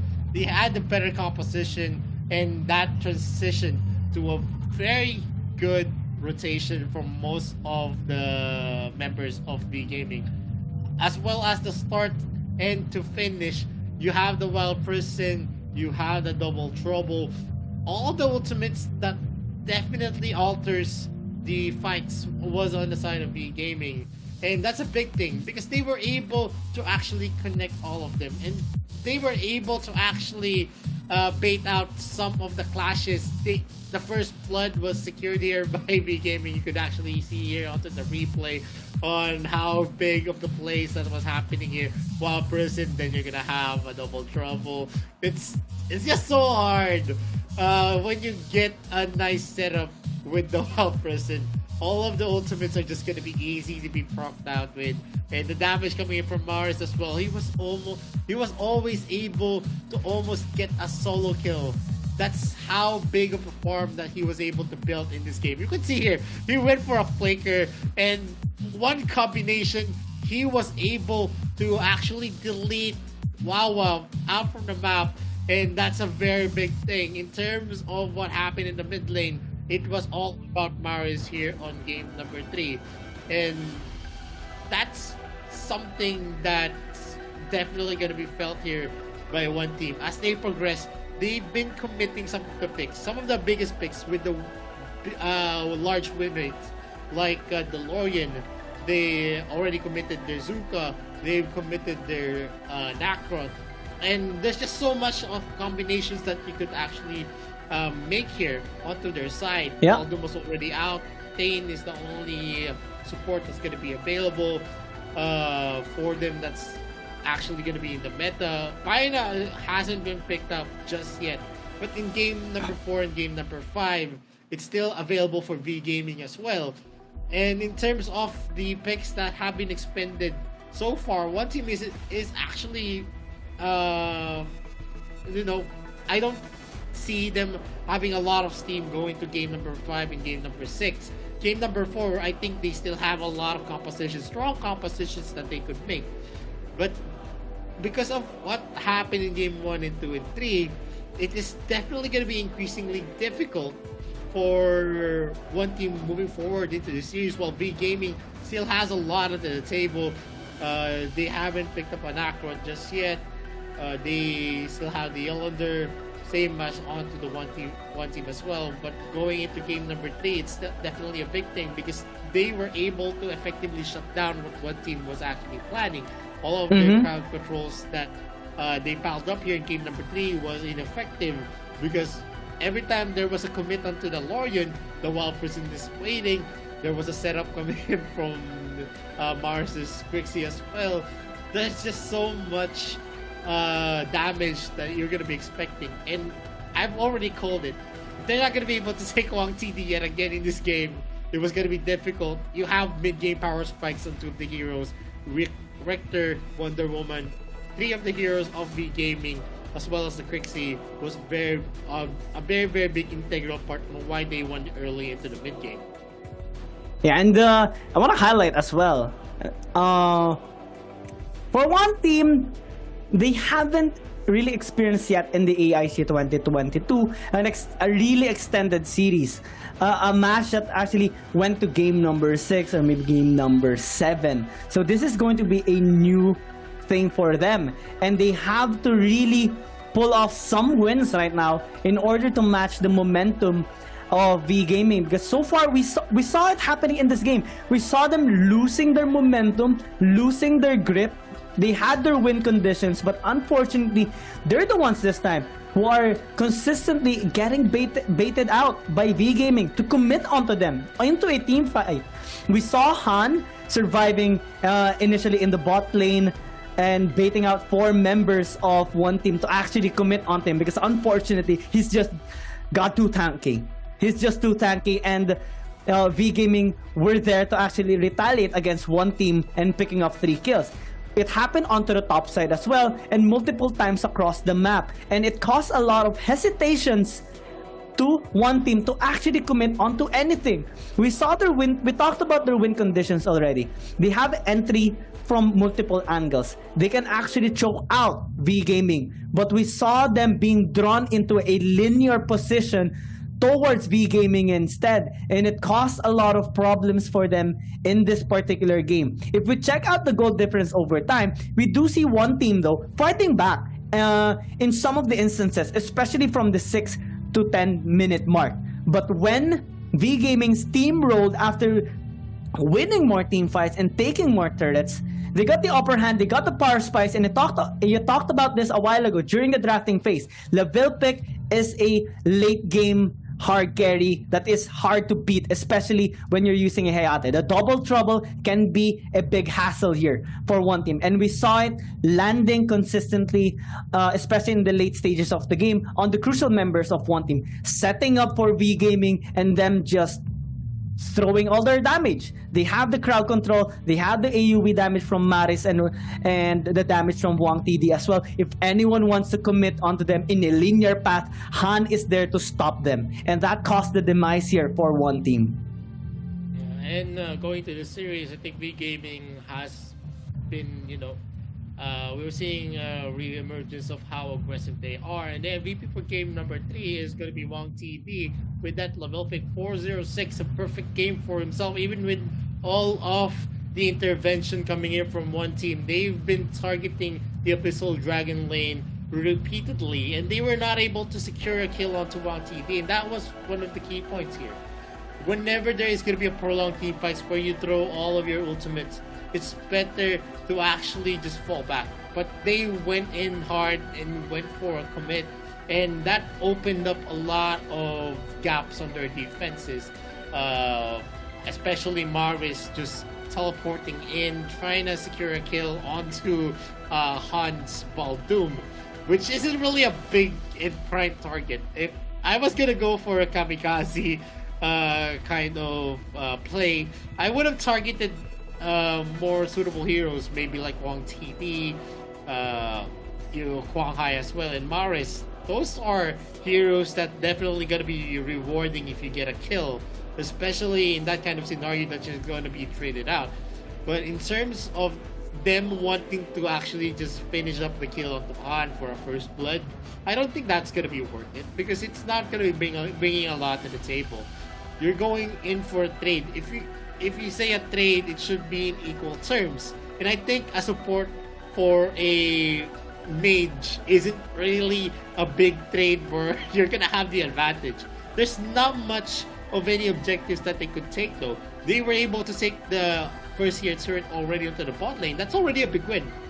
They actually went for a decision to actually take Zhe, but because of Zhe being too tanky, it was just so hard to just, have that certainty that most of the time you're going to be able to have that easy kill. And looking at the global bandit picks, looking at V Gaming's game 1, game 2, and game 3, you don't see a lot of big picks, except for game number 3 where they expended the level pick, the Baldoom, the Crixie, the Richter, and also the Wonder Woman. But there was also a commit here from one team. They actually took out the Kira, the Lorian, the Hayate, and also the Lumbor. 4 big picks in game number 3. Yeah. And they still A lot against V Gaming. And looking at their game number 1, they went for 5 big picks. They lost it again. They actually was able to capitalize on that. They were able to win game number 1, but in game number 2, they actually went soft. They went for a half investment in terms of the hero picks, the Raz and the others, and it turned out very disastrous for them since they lost game number 2. It could have been a 2-0 where they could commit game 3 and game number 4 for big picks, because if you have 3 wins already on your side, you don't really need to think about what's gonna happen going to game number 6, because you're always going to reach game number 7.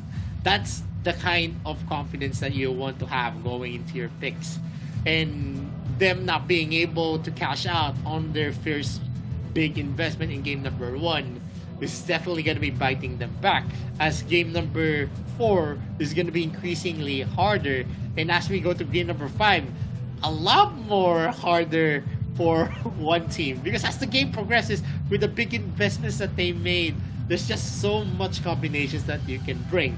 And I think some of the picks that they've exhibited where they get the wins is because they already have advantage in terms of the advantage on the series win. They usually get confident after they get 3-1, 3-0, and that's not that's what's happening here on this series. And so far, with one team's ban, they banned out the Elsu, they banned out the Roxy. I think Roxy, here's like the Omen and Roxy in the support. We actually see the K-Vats there. Whenever they're not able to use their ultimates, they're mostly sitting ducks. And that's a testament. It's a hard thing because not all the time you're actually gonna have the capability to hit those ultimates. The Death Embrace, the Agnes Grip as well. If you cleanse at the right time, it's actually not gonna connect. And we've seen it before. That's why Roxy has been in a loose streak so far. But what V Gaming is going to show us, because of the Joker first pick from one team, they are going to be picking up two big picks here. That's a Tain and a Kafeni. It's a very big pick because Tain is definitely not going to be an easy target for that Joker. Usually, when you pick up a Joker, you want to have the capability. You have to have a lot of squishy targets that you could actually kill out. Joker is not known for sustainable damage. He's not known for damage that's going to be making tanks real, making tanks get back. Of course, in the early to mid game, he's going to be able to because the canned laughter and also the killing joke. But in the late game, Joker actually falls off as a hero that brings damage to the table. Yes, you're gonna have some passive, but it's not a damage that's going to make the tanks just roll out, and you're gonna be able to take out the thing immediately. And that's already a good counter for the side of V Gaming, because they picked up a Kafeni that's not really gonna fall off from early to late game. Definitely Clay Sancti, and then one additional damage item, and that Kafeni is already set for the game. That's how big of a pick Kafeni is right now. And they're going to be pairing it up again with another tanky hero. It's a Scud. They are targeting that first pick Joker definitely from one team. They want to make them suffer. And I can't actually think about what's going to be the best counter for one team. They already have Hayate out of the table. There's not much heroes that actually excels against a Scud and also a team. Yeah. There's just so limited numbers. I think Lorian does well against tanky heroes, but that's not going to be available. They picked up Liliana to maybe counter the Kafeni, but that is still a big thing because we've seen how they protect Wang TD. And as long as Wang TD plays it the same way he played Game 2 in Game number 3, I think V Gaming still has the better first 3 picks because there's a lot of protection, there's a lot of damage that's going to be afforded onto V Gaming as well. And if you pair it up with another mage that's going to be providing a lot more protection, like the Annette, it is going to be increasingly hard for one team going forward in this series. Yeah, so difficult. And also they have taken out the Elendor, which is one of the possible paths here for one team to have that more siege damage, more consistent DPS against V Gaming's front lines. But now since it's removed, now that V Gaming has another hero that can actually help the front line and back line have more sustain, well, this is a good, relatively okay pick coming in from one team. Picking up the Sinestria will be their tool in a sense to deal with these front lines, since it does have a lot of sustain as well and can match their tankiness a little bit. But I'm still kind of nervous on how they are going to be pulling this off. Compared to the past few games, they don't have that much setups anymore. Yes, they do have Wonder Woman. The Liliana can go in and kind of skedaddle from multiple angles as he dives here and there. Same as the Chi pick, but V Gaming still has a superior formation that they can actually manage, which was actually their key strength to victory during the past 2 games. that they have won as well. So as long as they're gonna be able to provide that protection for Wang TD, then everything's gonna be a-okay. Even if they lose Maris, even if they lose Quang Hai, it's gonna be okay as long as the backline is safe. And in this game, well, one team does have a little bit of an access there, but it's not as much pressure that V Gaming's backline can actually feel it to the nerves. So one team has a big responsibility actually to win early game, which should make sense. If we recall the stats, normally they're the ones who are actually ahead in the early game. They're the team that actually dominates the early game, not only to the other teams, but against V Gaming as well. But we haven't seen it yet in the past 2 games. So maybe this time, it's now or never. Because if they're going to be losing out on this game, V Gaming is going to be on match point for the next one. And one team or any people supporting one team is definitely not going to want that. They want an extended game. They want one team to win. So they have to really take on and charge in the early game to gain the necessary momentum to disable that formation later on. It's definitely going to be a problem that's going to happen here, as I think if they lose game number 4, I think game number 6 is already set for V Gaming. I don't see one team actually getting back into the series. They could actually reach game number 6, but I feel like V Gaming could actually finish at game number 6 if one team actually loses it out. There's a lot more picks that you can expect. Iggy hasn't been picked out just yet.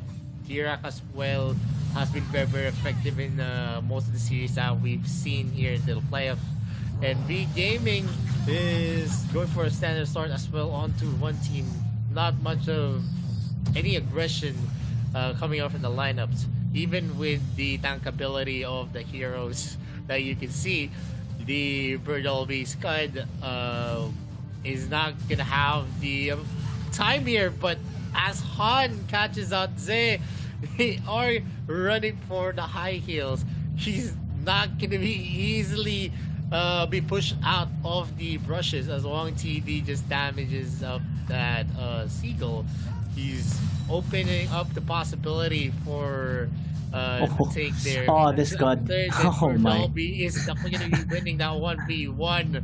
Lolan actually suffered from that, and Scud, as he grows tankier, adds a lot more damage to his kit, and definitely it's being felt here by Lunlin. Birdolby is going for a start. Power Glove is going to be ready. He's actually misfired his second ability though, and yeah, he's going to be charging that yet again. He hits Lunlin, going for a trade. That's a wild beast charge being used up, and K is actually joining in the fray.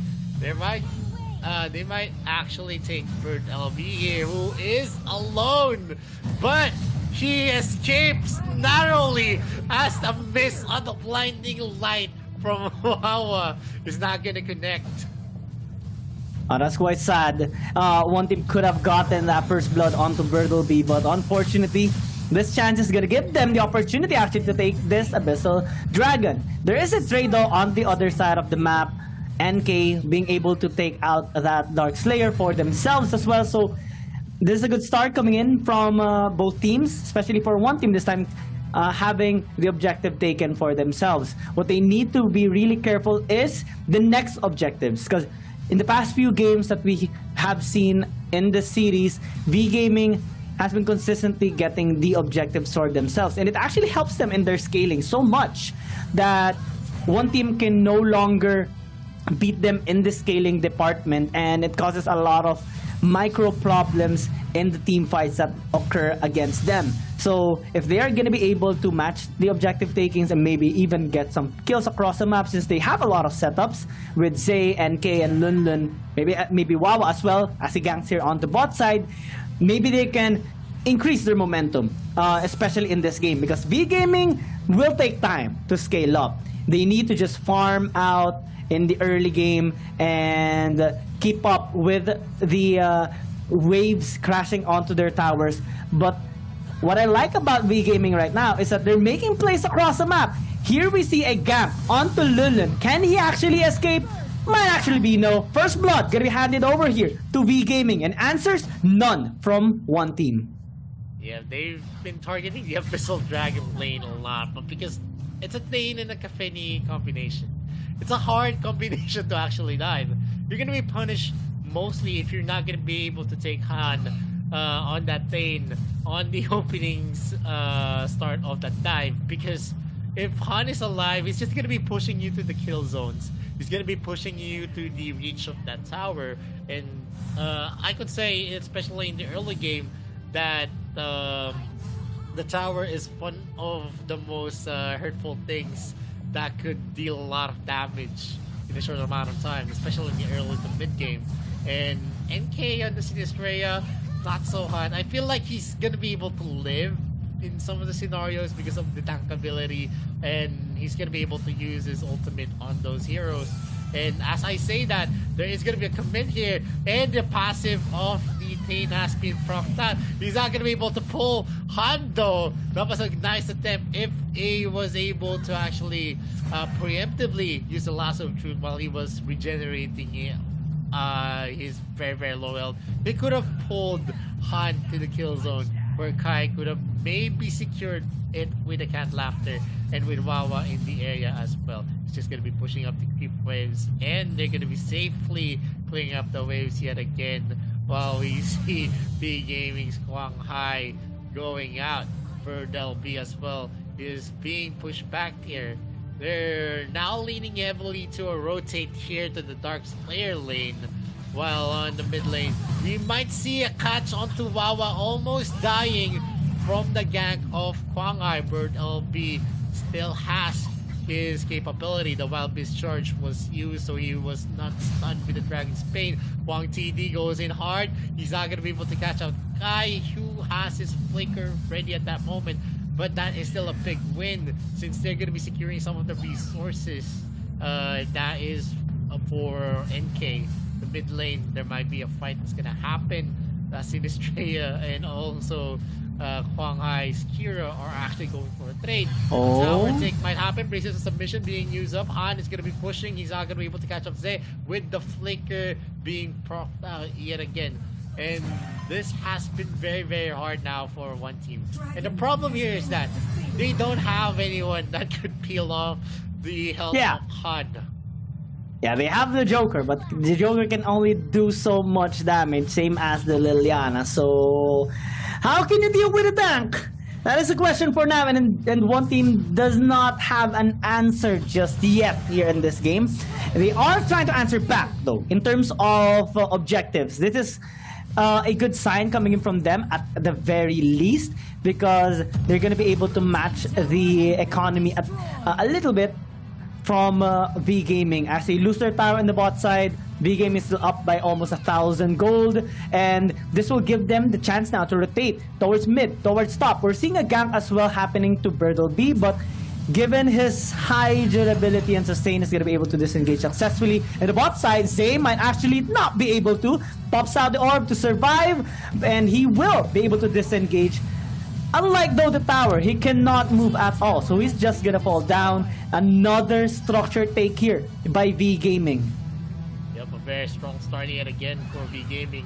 Almost 7 minutes, and they already take 2 turrets, and that's a big thing because they were able to take the tier 2 turret without any kind of counter plays from one team. There might be something brewing into the top lane as we see a switch onto the laners here, as V Gaming, Swang TD, and Han is actually positioning themselves for the take onto the tier 1 turret.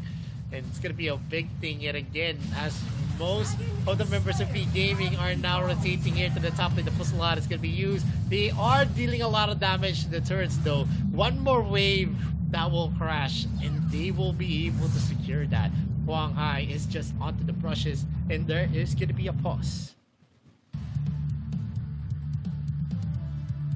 Yeah, that they definitely needed that pause for now, especially if they are experiencing some technical issues. We have to make sure that the players are having the best possible experience in this game, especially that it is already the grand finals in the Arena of Valor International Championship 2022. So we have to make sure no technical errors are being experienced anymore, especially in their kit, like the headset, maybe in their camera system, in their phones. Maybe a lot of things has to be considered here. So good thing that there are some moderators checking on them as well, making sure that all those problems are being addressed and patched up as quickly as possible, so that the players, not only from one team but also from V Gaming, will not lose their momentum, because these pauses can actually affect their mental state. If they're feeling a little bit jittery, if they're feeling a little bit excited, maybe the prolonged pauses can actually cause them to kind of come down a little bit and lose that fighting power. But also we have to patch up the problem, so we don't really have much of a choice. It's better for them to have all their equipment set up properly so that they wouldn't have any sort of problem within the game. Yeah, definitely moving forward in this game number 4, it's not looking good for one team. In terms of the late game, I see them losing a lot more if we reach late game, and that's a scary prospect. Because the composition that they have, I don't think that they have the right firepower. Unless we see a very, very big mistake from V Gaming. Maybe on the rotations, maybe on the overextension as well. And definitely that's going to be playing hard. One team can actually detect any of those gaps. But if gaps don't open for them, they're not going to be able to take it. As V Gaming always has a leeway for themselves. They don't go aggressive whenever they don't go aggressive whenever their ultimates are down, and that's something. Decision making is a big thing. You have a lot of protection that could be afforded on V Gaming. If they do make a mistake, they still have the tank ability of Scud.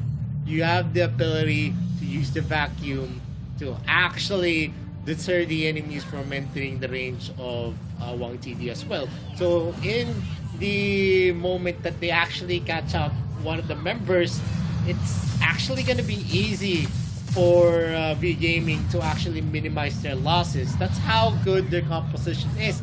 The survivability, the tankability as well. Lone spots out V Gaming on taking that Holy Dragon, and with that, without much info that is brought to their decision making, they're not going to be able to spot out the Holy Dragon easily. They weren't able to trade out that Slayer, and with the Holy Dragon already out of contention, they're already too late on securing the Slayer trade.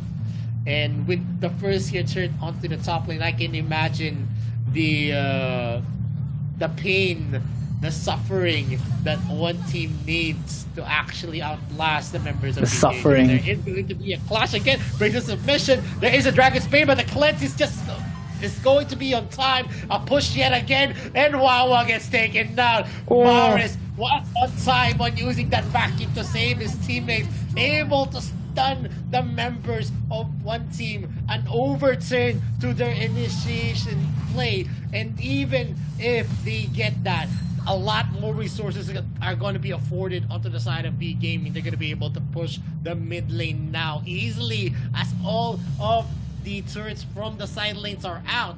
And it is going to be hard, because without any kind of info onto the top lane and onto the bot lane, it's hard to position yourself in that moment. Oh my, V Gaming is just looking so fine right now.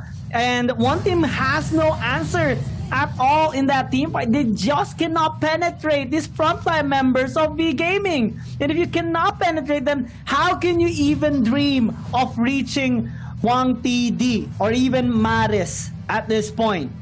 V Gaming is just too tanky, and they're creating a much thicker and taller wall right now for one team.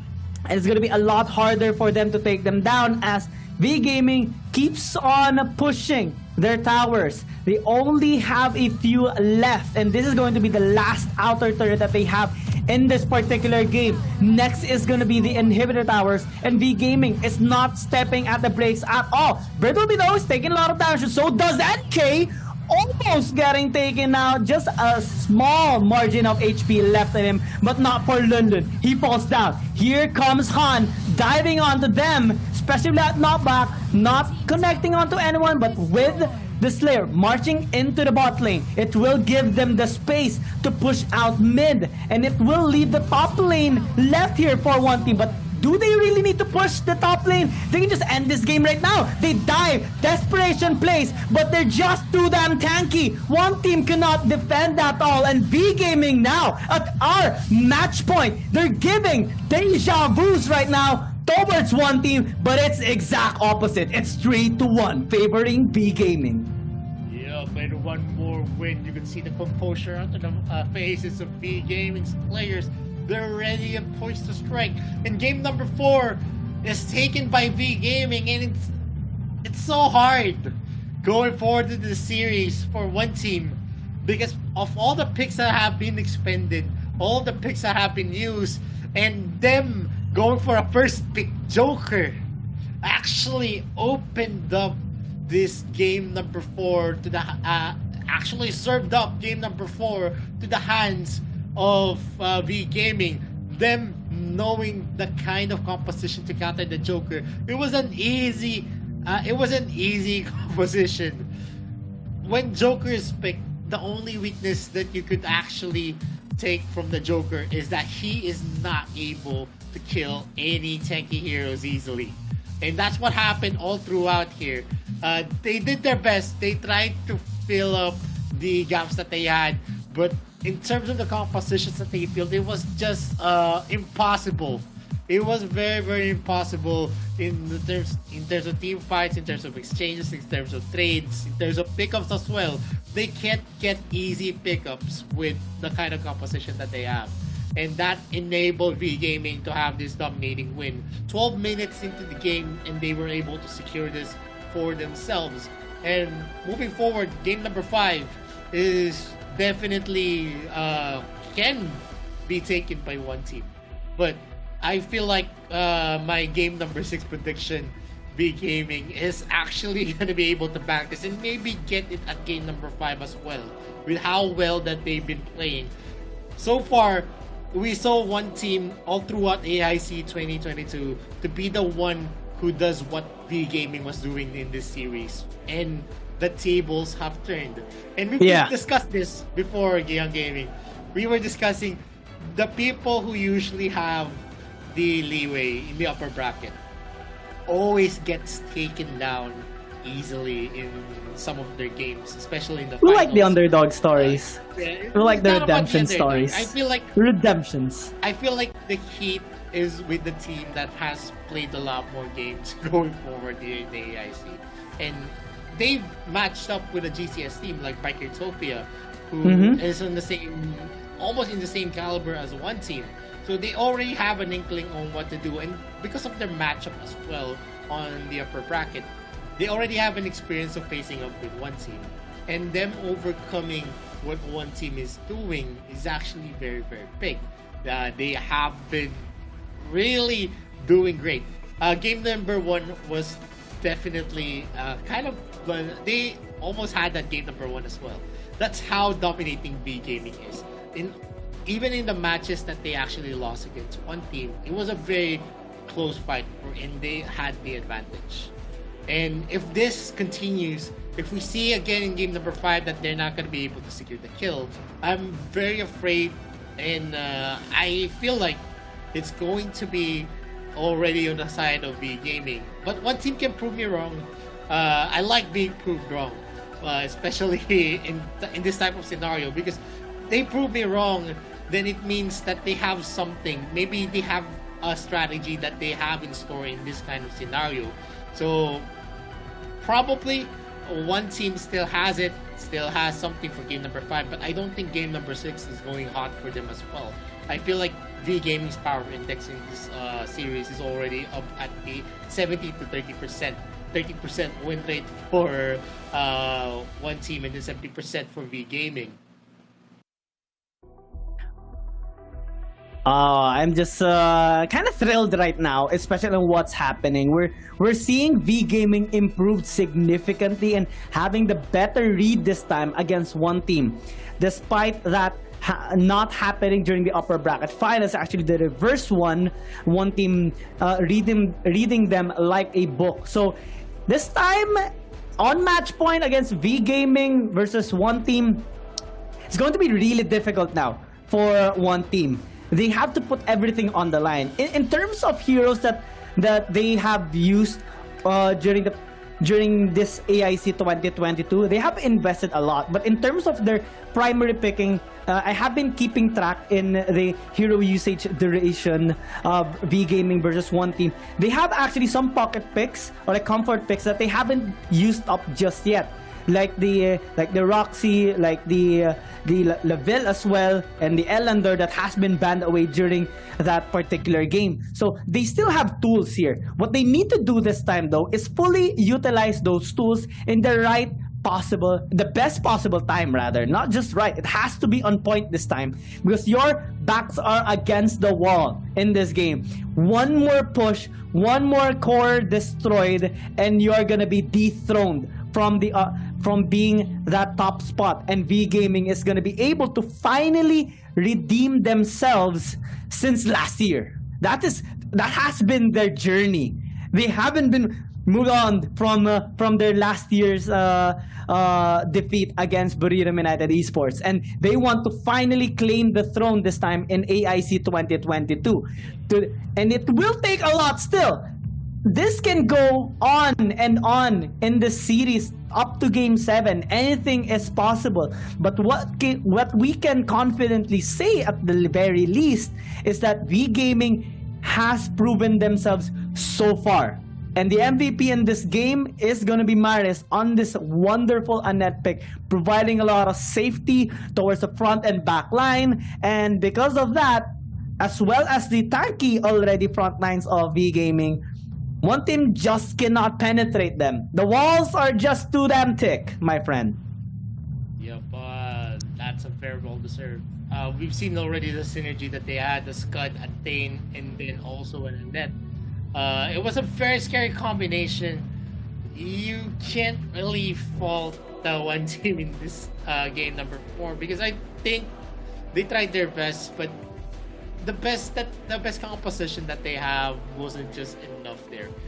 They don't have a lot of hot picks that they could use, and the winning condition to take out Wang TD was again far out of reach on their current composition. It's just so hard. Wang TD always getting those free looks, being able to position well, has been one of the stories why they actually take the lead here. A 3-1. We've seen this before. V Gaming having a 3-1 lead. But in 3-0, 3-1 lead, 3-0 actually in the finals. But it actually went overturned for Buriram. They were able to close out 4 consecutive wins. And it's also possible for one team. It's just that I'm very skeptical. I'm very skeptical since I've seen the plays that was happening.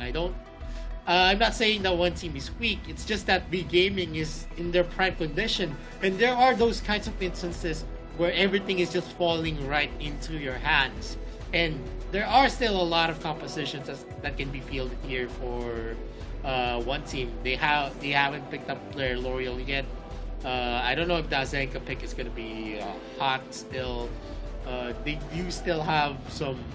They still have a Laville pick as well. Slims could be picked up. Apina Slim's combination with the Kafeni as well onto the hands of one team, and that's still a lot. And if they could make it work here in game number 5, it's definitely still, and I could see them winning game number 5. There's a possibility. It's just that in game number 6 it's gonna be tricky. We know that even if there is going to be 2 consecutive losses, V Gaming will have the capability to, have the safeguard that they're going to be reaching game number 7, the reset. Whatever happens in this series, even if they lose game number 5 and game number 6. The ones that are going to be pressured, though, is one team who needs to win everything, because one loss is all it takes for them to be knocked back to second place and to have to be crowned as champions of AIC 2022. And that's a big factor, and those factors could actually affect your mindset. But these guys are very experienced. They've been here in the international scene for so long, since 2021, from AWC to AIC, and now to 2022 AIC as well. And going back here, game number 5 is going to be starting. V Gaming hasn't expended a lot in terms of their mage picks. They still have Iggy, they still have Liliana as well. They did lose out some of big picks, but they haven't picked up Nakrot, they haven't picked up Elander, they haven't picked up Zuka. So those are picks that are definitely going to be helping them. But in terms of the sustainability, there's just so much that you could feel there. Roxy is definitely viable. Probably you could pick up Ibnet, since Balduma's already been picked out. Tain is going to be available for one team. They could use that up. Laville, Kafeni, Telenos is also going to be available to them. But in terms of the mage picks, they could pick up the Crixie. They could actually mirror what V Gaming was doing with the tanky builds and also the Annette. That's already a combination that is actually very scary. You see the synergy, and it was clearly felt on game number 4. But game number 5, maybe they could get their tanks to be picked up by one team. Omen and Tain. I feel like those are two viable bans that could be taken to advantage by V Gaming, because Nakrot, the Zuka as well, the Lorian is already out of the pick pool of one team, and there's not much that you really need to ban. Maybe ban out the Elander, maybe ban out a jungler. Varus as well could actually be viable, but they actually banned out a Tulin for V Gaming. And this is going to be very interesting, especially that V Gaming does have priority on both Nakroth and Zuka. And for one team, they have already expended both. So it can be a big factor here in this particular game. But V Game is not using it yet. For the meantime, they are going to be picking up the Varus instead, which is going to be a really nice starting pick here for V Gaming, since it does have a lot of sustainability in itself and can serve as a good front line for V Gaming. But with the Elander pick, is one team finally gonna be doing the double marksman lineup here for one team, and they are also gonna be hovering the Roxy pick. This is going to be huge. This is the lineup. This is the hero that is kind of like a 50-50. We already have discussed this so many times. If you're not going to be landing that Agnes Grip onto the crucial members, if it's going to be cleansed, you're going to be rendered useless and you're just going to be a walking tank. And you don't want that to happen. It happened during their series previously in the upper bracket final. They used the Roxy, but unfortunately, they lost to that one particular game against V Gaming and this Roxy pick is one of those reasons. So now V Gaming is trying to up their damage. Hovering the Slims is gonna be kind of interesting, since you do have a bit of lacking in terms of damage compared to the other late game scaling heroes, but you do have the flying spear, which can serve as a good initiating tool for V Gaming, especially when they do want to close in the distance. And with the Iggy pick, the Ember's Gaze will definitely leave a mark on the double marksman lineup here. Possibly, in theory, if one team will opt to do so, because Ember's Gaze on the Iggy always lands a big chunk of damage towards those squishy heroes. Yep, and definitely I think Crixie is viable here. And if they do pick that is a good counter against the Iggy pick. Because if they don't pick up the Crixie, it's definitely gonna be in the ban list of V Gaming, and I could feel it actually because AIC doesn't do well in terms of, you know, as the damage that Crixie could bring could actually just burst down the AIC in some of the instances, especially in the composition right now of V Gaming. That's two squishy heroes on their first 3 picks. They need one more tank at least to actually help them sustain the clashes. Crixie is definitely going to be dealing a lot in terms of the mid-game spike that he has. There is a mid-game spike for AIC as well. The Emperor's Gaze is definitely going to be helping them start off the clashes. And as long as the Flying Spear is going to connect, that is going to be a key factor on how they're going to be able to actually outplay what one team has.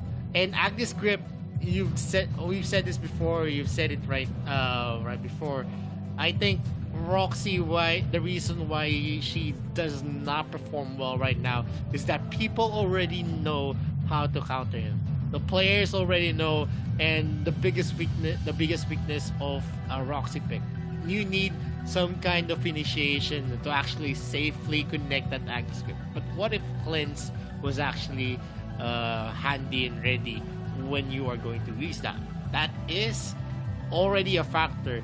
It's all about the timing as well.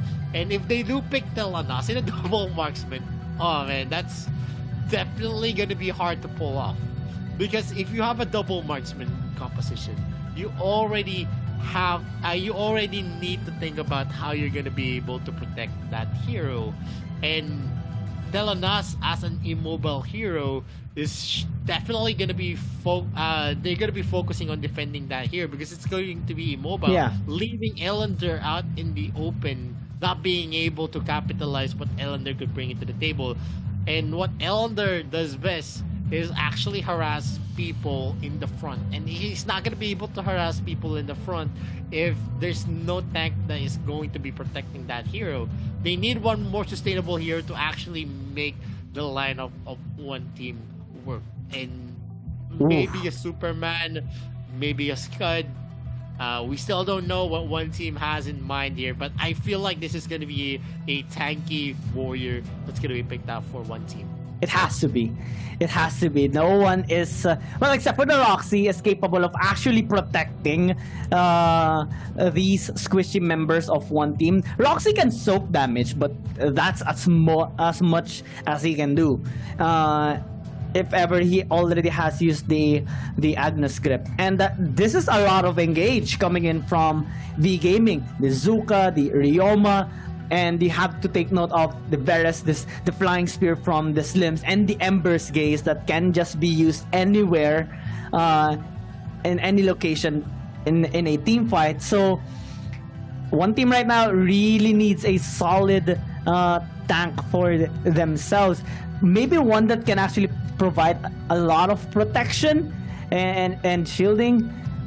I don't know, because top side, the Dark Slayer lane is going to be a challenge as well, since it's going to be against Irioma, and they already have invested quite a lot in this. So with this particular pick that they are getting, the Kha'Zix, this can actually tell that maybe the Roxy will just transition towards the Slayer lane so that he can have more items, be much more tanky, and the kit is still there, and the Kha'Zix will just help the double marksmen in terms of their safety.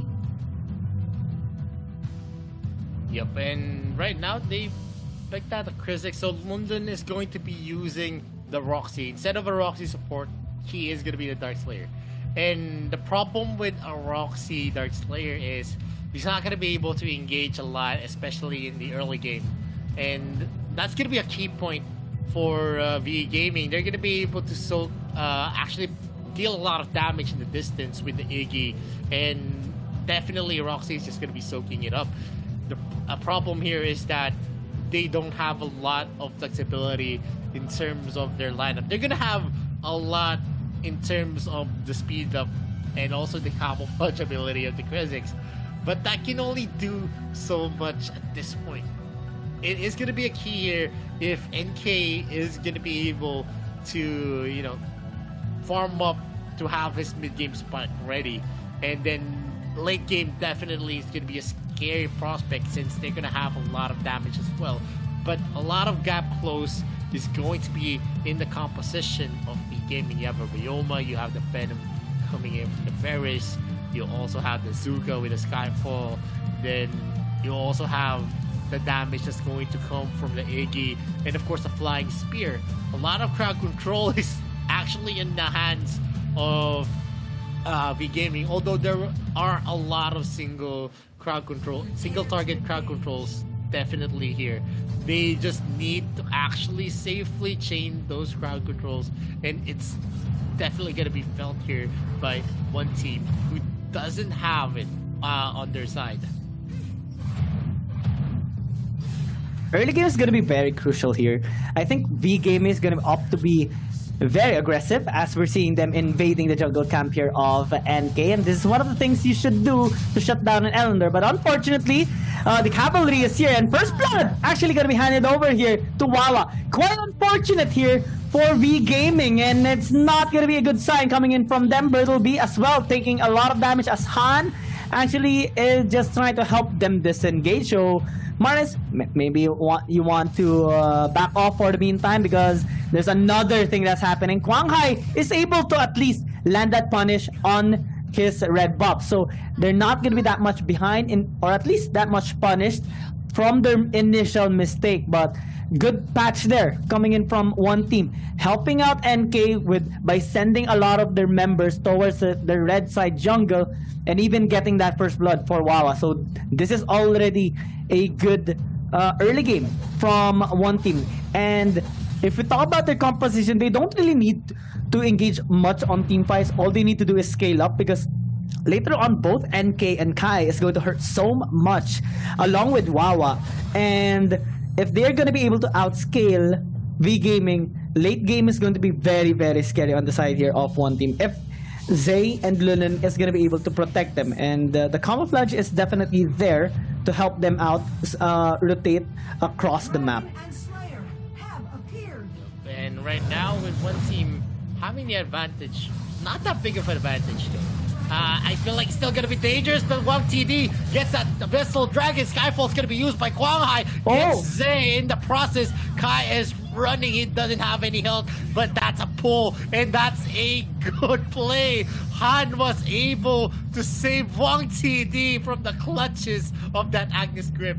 That's definitely a good play onto the side of V Gaming, and definitely they're gonna be suffering from that, as we already have a scoreline here with a 1-1. Pinwheel is going to be used by Bert LB.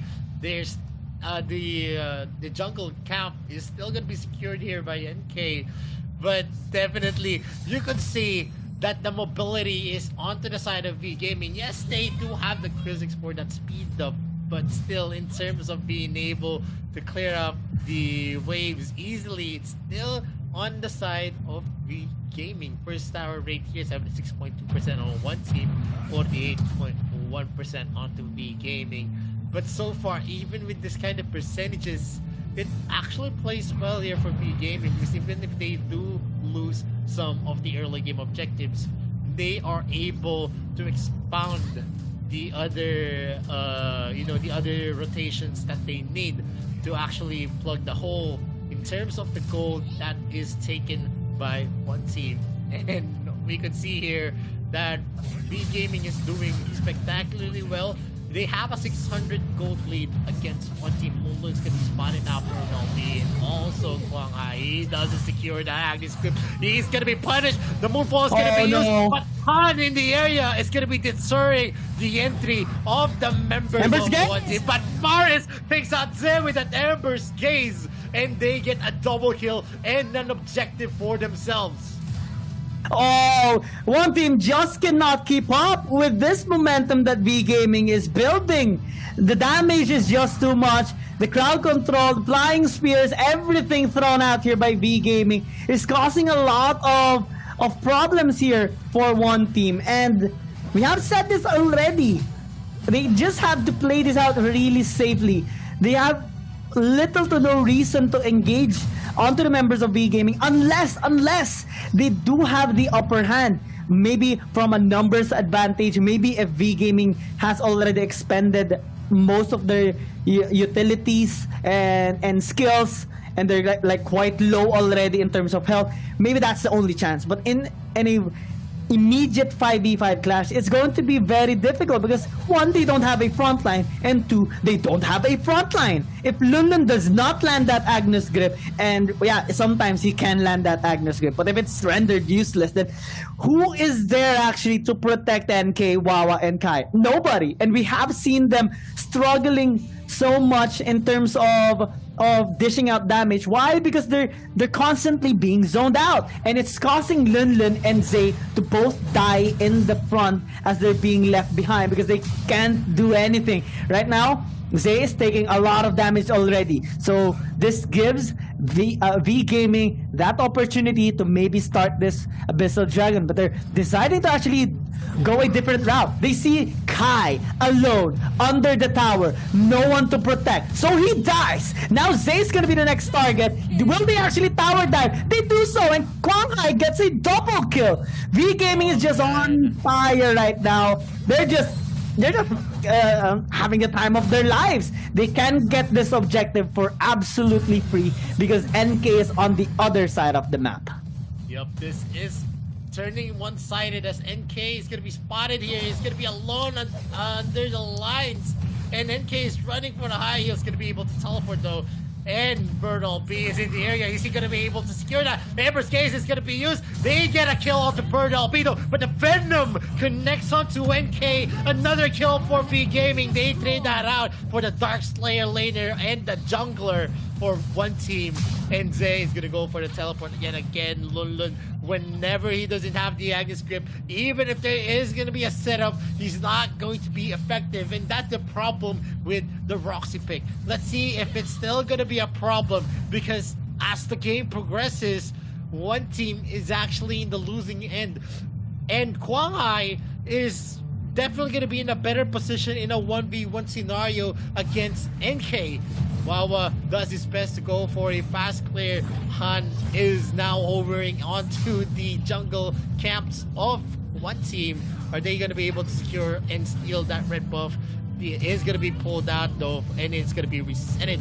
A flying spear again, and look at the damage being dealt here by Maris and Wang TD. Lunlun, even as a tank, is actually reeling from the pain, and a steal is going to happen, but Kai is going to be able to secure that. The flying spear is going to connect onto NK. That could have been difficult if the Venom from Han was actually proc and with the Skyfall of Kwang Hai, but they did not have the info. Flying Spear again is going to be thrown out, and the teleport there. A free take again on the tier 1 turret onto the top lane, and as the game progresses more, 8 minutes to the game, we're already at a 4k goal lead.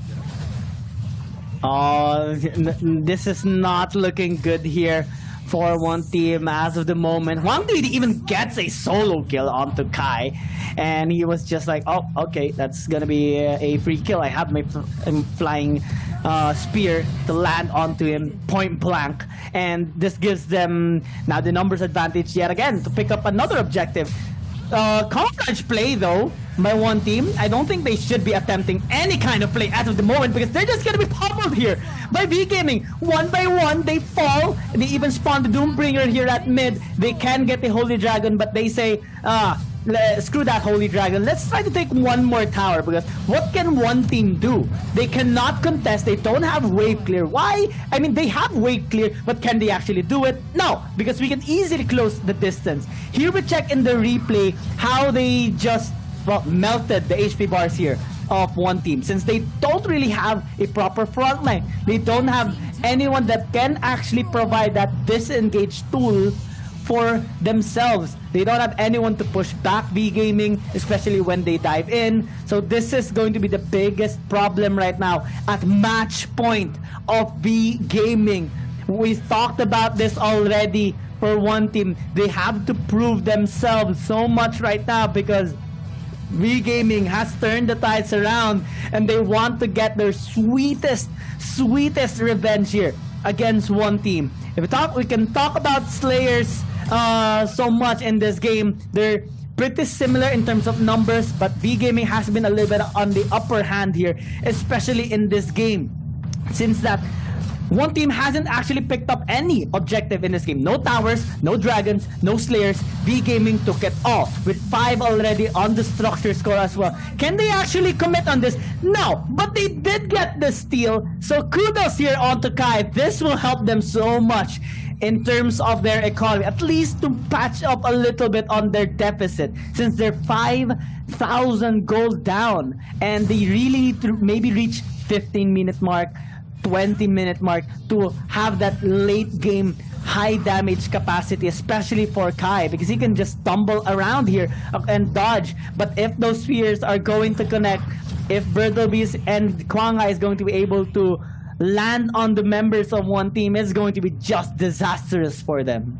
Yep, and we've seen one team go for a group up in trying to go for the defense, but it turns out to be detrimental to them, because the problem here is that this flying spear is just going to be connecting, but NK is in the midst of all the players of V Gaming, and they get that pick-off kill.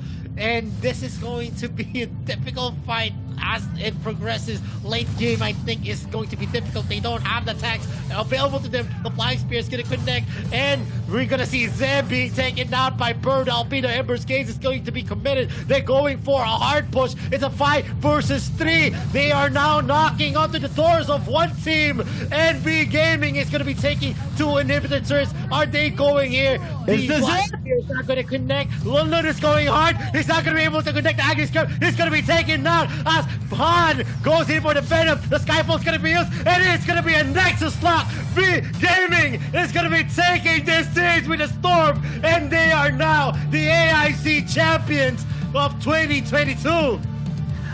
V Gaming finally getting the AIC 2022, being the champions right now after successfully getting their sweet revenge victory against one team. And what better way to do it than this? A 4-1 scoreline. Deja vu moment for one team, but this time they were the ones taken down in this series. And V Gaming definitely have redeemed themselves, not only for today, but also from their performance in the AIC 2021. They were the ones who got taken out in the grand finals by Buriram United Esports. But now, against one team, they have successfully redeemed themselves so well. And your predictions, Vittorio, were really right. The ones on the lower bracket finals, the team that actually engaged on more games in the AIC will definitely win. And V Gaming had it, and they won with a better experience, better adaptation, better overall performance in this grand finals. Congratulations to them. Yep, V Gaming going into this victory. They actually went through a lot from 2021 to 2022. They finally are able to actually bring honor to the AOG region once again.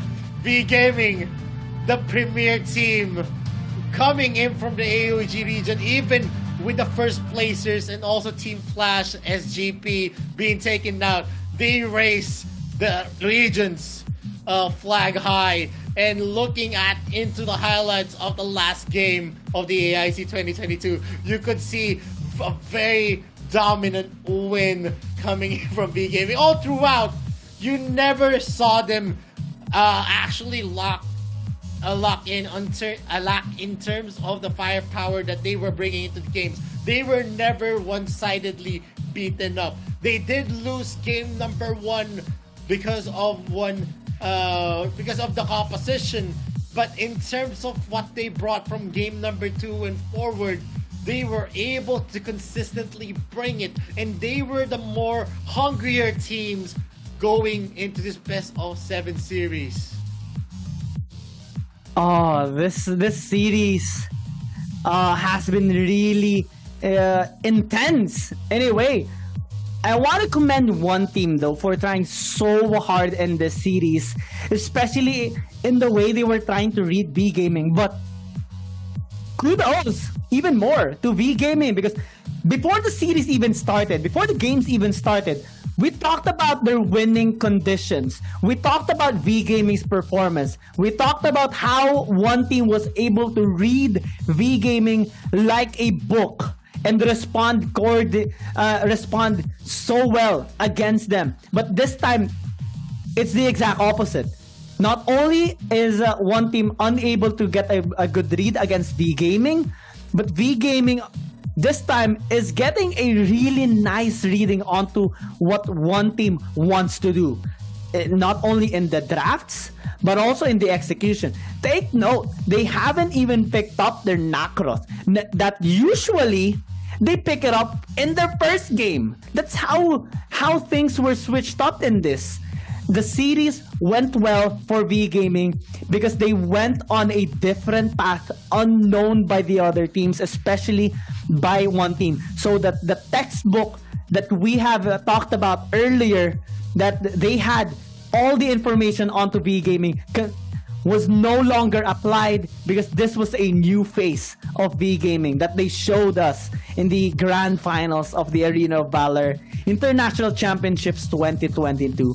They kind of had V Gaming though on the first game. That team fight was definitely amazing. Just one team fight in the Holy Dragon that led to the demise of V Gaming. It kind of shook me, and I kind of thought already that, oh, okay, it's the same curse of V Gaming early game and just one team fight. But no, they patched it up. They made up on their mistakes, and they improved mid-series as well.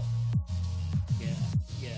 But before that, we are going to be interviewing we're going to hear the interview on the champions, and you're going to see and hear what the champions has to say on their win on this best of 7 series.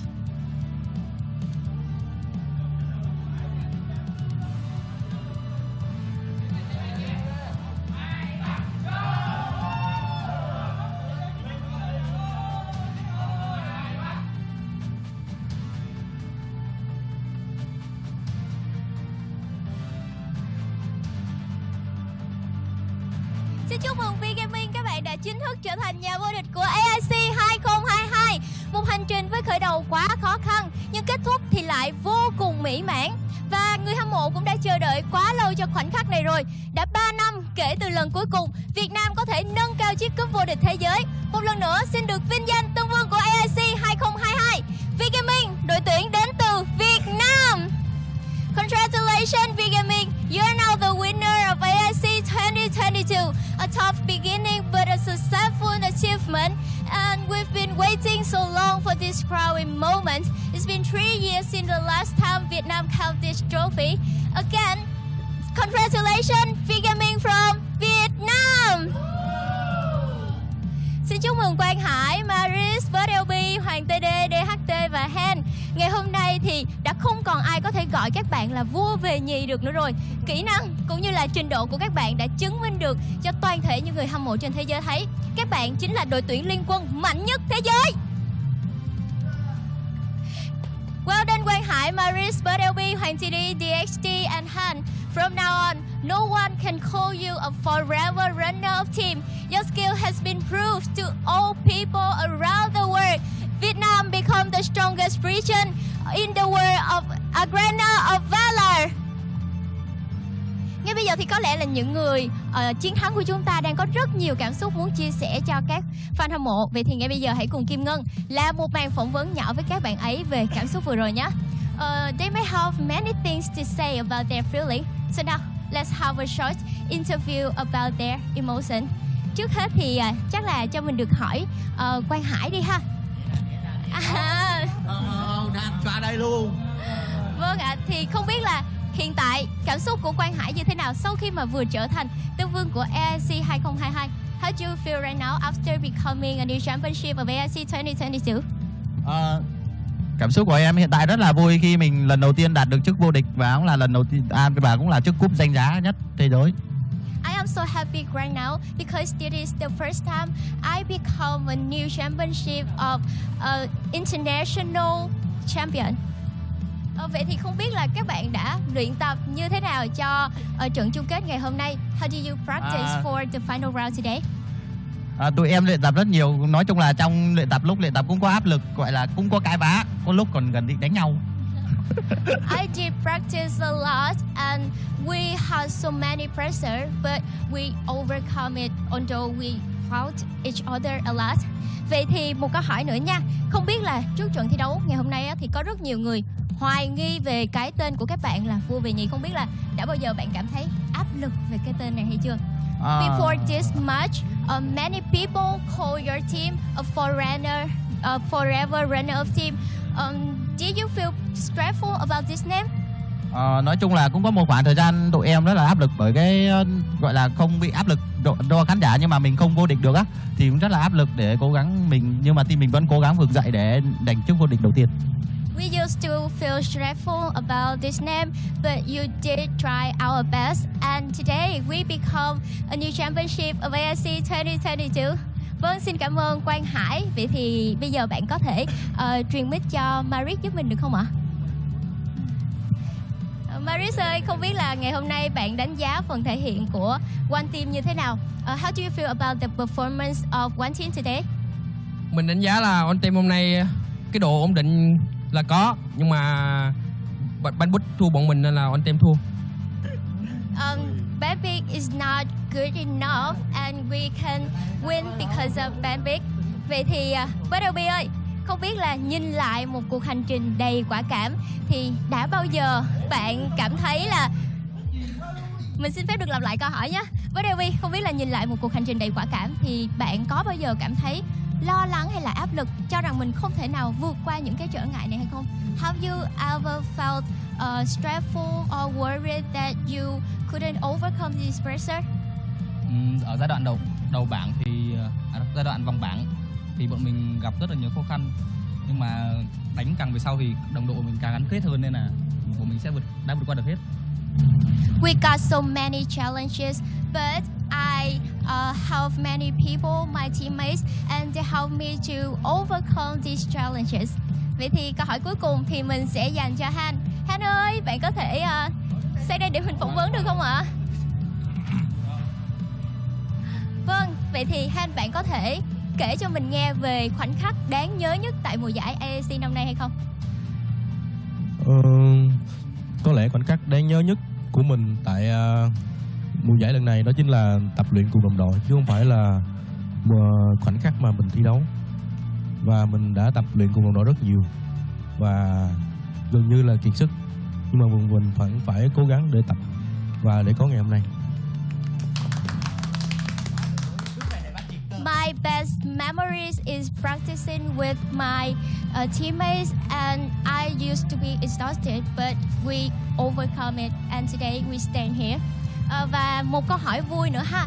Vậy thì sau ngày hôm nay các bạn về nhà, các bạn sẽ làm gì đầu tiên? Bạn có thể từng người chia sẻ giúp mình được không ạ? Quang Hải trước. Em đầu tiên đi.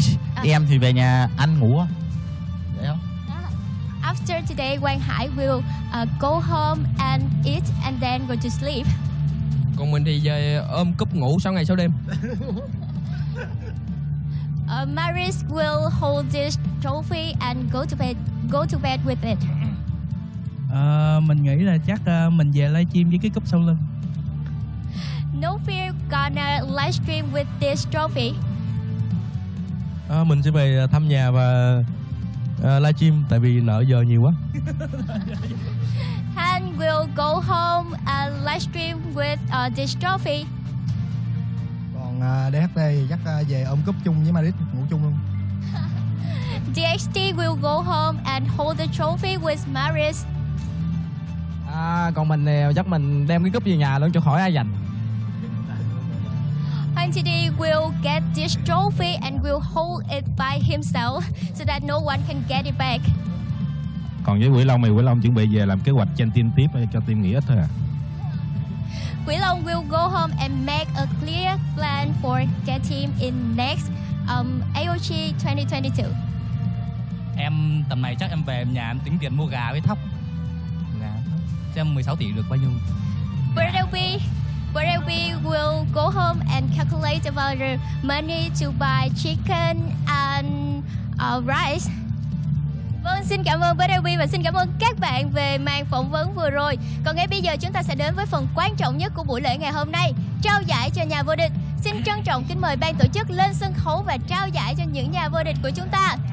And now let's move to another important part of this ceremony. I'd like to invite organizing committee to the stage and present the award for our championship. Và nhà vô địch của chúng ta sẽ nhận được giải thưởng trị giá là 700.000 đô la, tương ứng với 16 tỷ đồng. Wow, một con số rất lớn và nó hoàn toàn xứng đáng với những nỗ lực mà các bạn ấy đã bỏ ra. The champion will receive an award worth $700,000 and it totally deserves their efforts. Congratulations, Vigamin! Và ngày hôm nay Kim Ngân cũng rất vui khi nhận được một tin, đó chính là giải FMVP của mùa giải lần này đã thuộc về một trong số những thành viên của Vigaming. I'm glad to hear that there's one more award of MVP of AIC 2022 and it belongs to one of Vigaming's members. Can you guess who? Quang Hải, bạn có thể đoán ai sẽ nhận được FMVP gì này không? Em đi. Em đi. Em là người được MVP ở chung kết này. À, Quang Hải sẽ là người nhận được FMVP đúng không? Vậy thì Maris, bạn có thể đoán ai là người nhận được FMVP của lần này hay không? Mình nghĩ là Quang Hải. À, bạn nghĩ là Quang Hải. Quang Hải think he's FMVP. Maris also thinks Quang Hải is FMVP. Vậy thì ngay bây giờ giải FMVP sẽ thuộc về ai nhờ? Thuộc về Maris. Xin chúc mừng. Congratulations Maris. You are FMVP of AIC 2022. Và FMVP của giải đấu lần này sẽ nhận được giải thưởng trị giá là 30.000 đô la, tương ứng với 700 triệu đồng. FMVP of this AIC 2022 will receive an award worth $30,000. Congratulations Maris. Vậy là giải đấu của chúng ta ngày hôm nay đến đây là kết thúc. Một lần nữa xin được chúc mừng Vigaming và chúng tôi cũng xin chân thành cảm ơn các bạn khán giả đã luôn theo dõi và đồng hành cùng ba đội tuyển Việt Nam tại mùa giải AIC năm nay. Đừng quên là chúng ta sẽ còn gặp lại nhau trong giải đấu trường danh vọng mùa đông 2022 đó nha. Còn bây giờ thì xin chào và hẹn gặp lại. Congratulations Vigaming once again and thank you all of you for supporting and following us for the whole journey. Remember that we're gonna see you in AOC Winter 2022. And now, goodbye and see ya!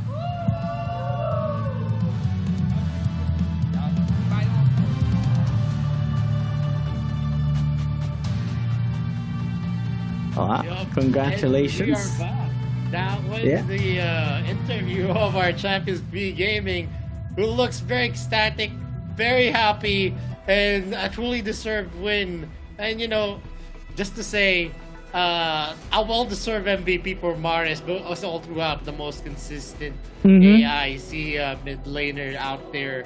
He's been consistently doing it for V Gaming. But you know what? If we had someone that could actually, which actually stood out in today's series, I think Wang TT deserves an honorable mention out there. Yeah, definitely. Yeah. All of them have contributed a lot, but I think Wang TD was instrumental. He was a very, very solid ADC, always just playing passively. He doesn't want to actually just add some, risk factors whenever he's playing on that ADC position. Always getting the right looks, the right positioning, and if he doesn't feel like he's gonna have that, he's just gonna be backing off with his team. And moving forward, that concludes our AIC 2022. And before anything else, Giang, do you have anything else to say to our the fans of Arena of Valor and to the viewers of AOV? Well, of course, as always, it is an honor to shoutcast in the Arena of Valor International Championship, especially, well, in Arena of Valor generally. It is a wonderful game, and the players definitely make things so much more exciting, especially with their gameplays, with their highlights, with their outplays, and with their strategies. I'm looking forward to more, and of course, I'm looking forward to seeing more action with us, Vittorio. And of course, I'm very, very thankful for everyone. I know a lot of the people who've been watching AWC AIC from last year. And I know you guys are silent viewers since we don't have the comment chat in YouTube up. But anyway, I'm very, very happy and thankful that you guys keep on supporting Arena of Valor. We'll still see you on to the next. We still have a lot of events. We still have AOG 2022. You also have the RPL, GCS, the ESL as well, and also the other qualifiers. But that ends the journey here in the Arena of Valor International Championships 2022. And in behalf of everyone, the production staff from VCSP and from Garena, Tencent, Level, Infinite, we are very, very thankful for everyone, and we hope to see you again on the next international tournament. My name is Vittorio, this is Kian Gaming. We'll see you again in Arena of Valor.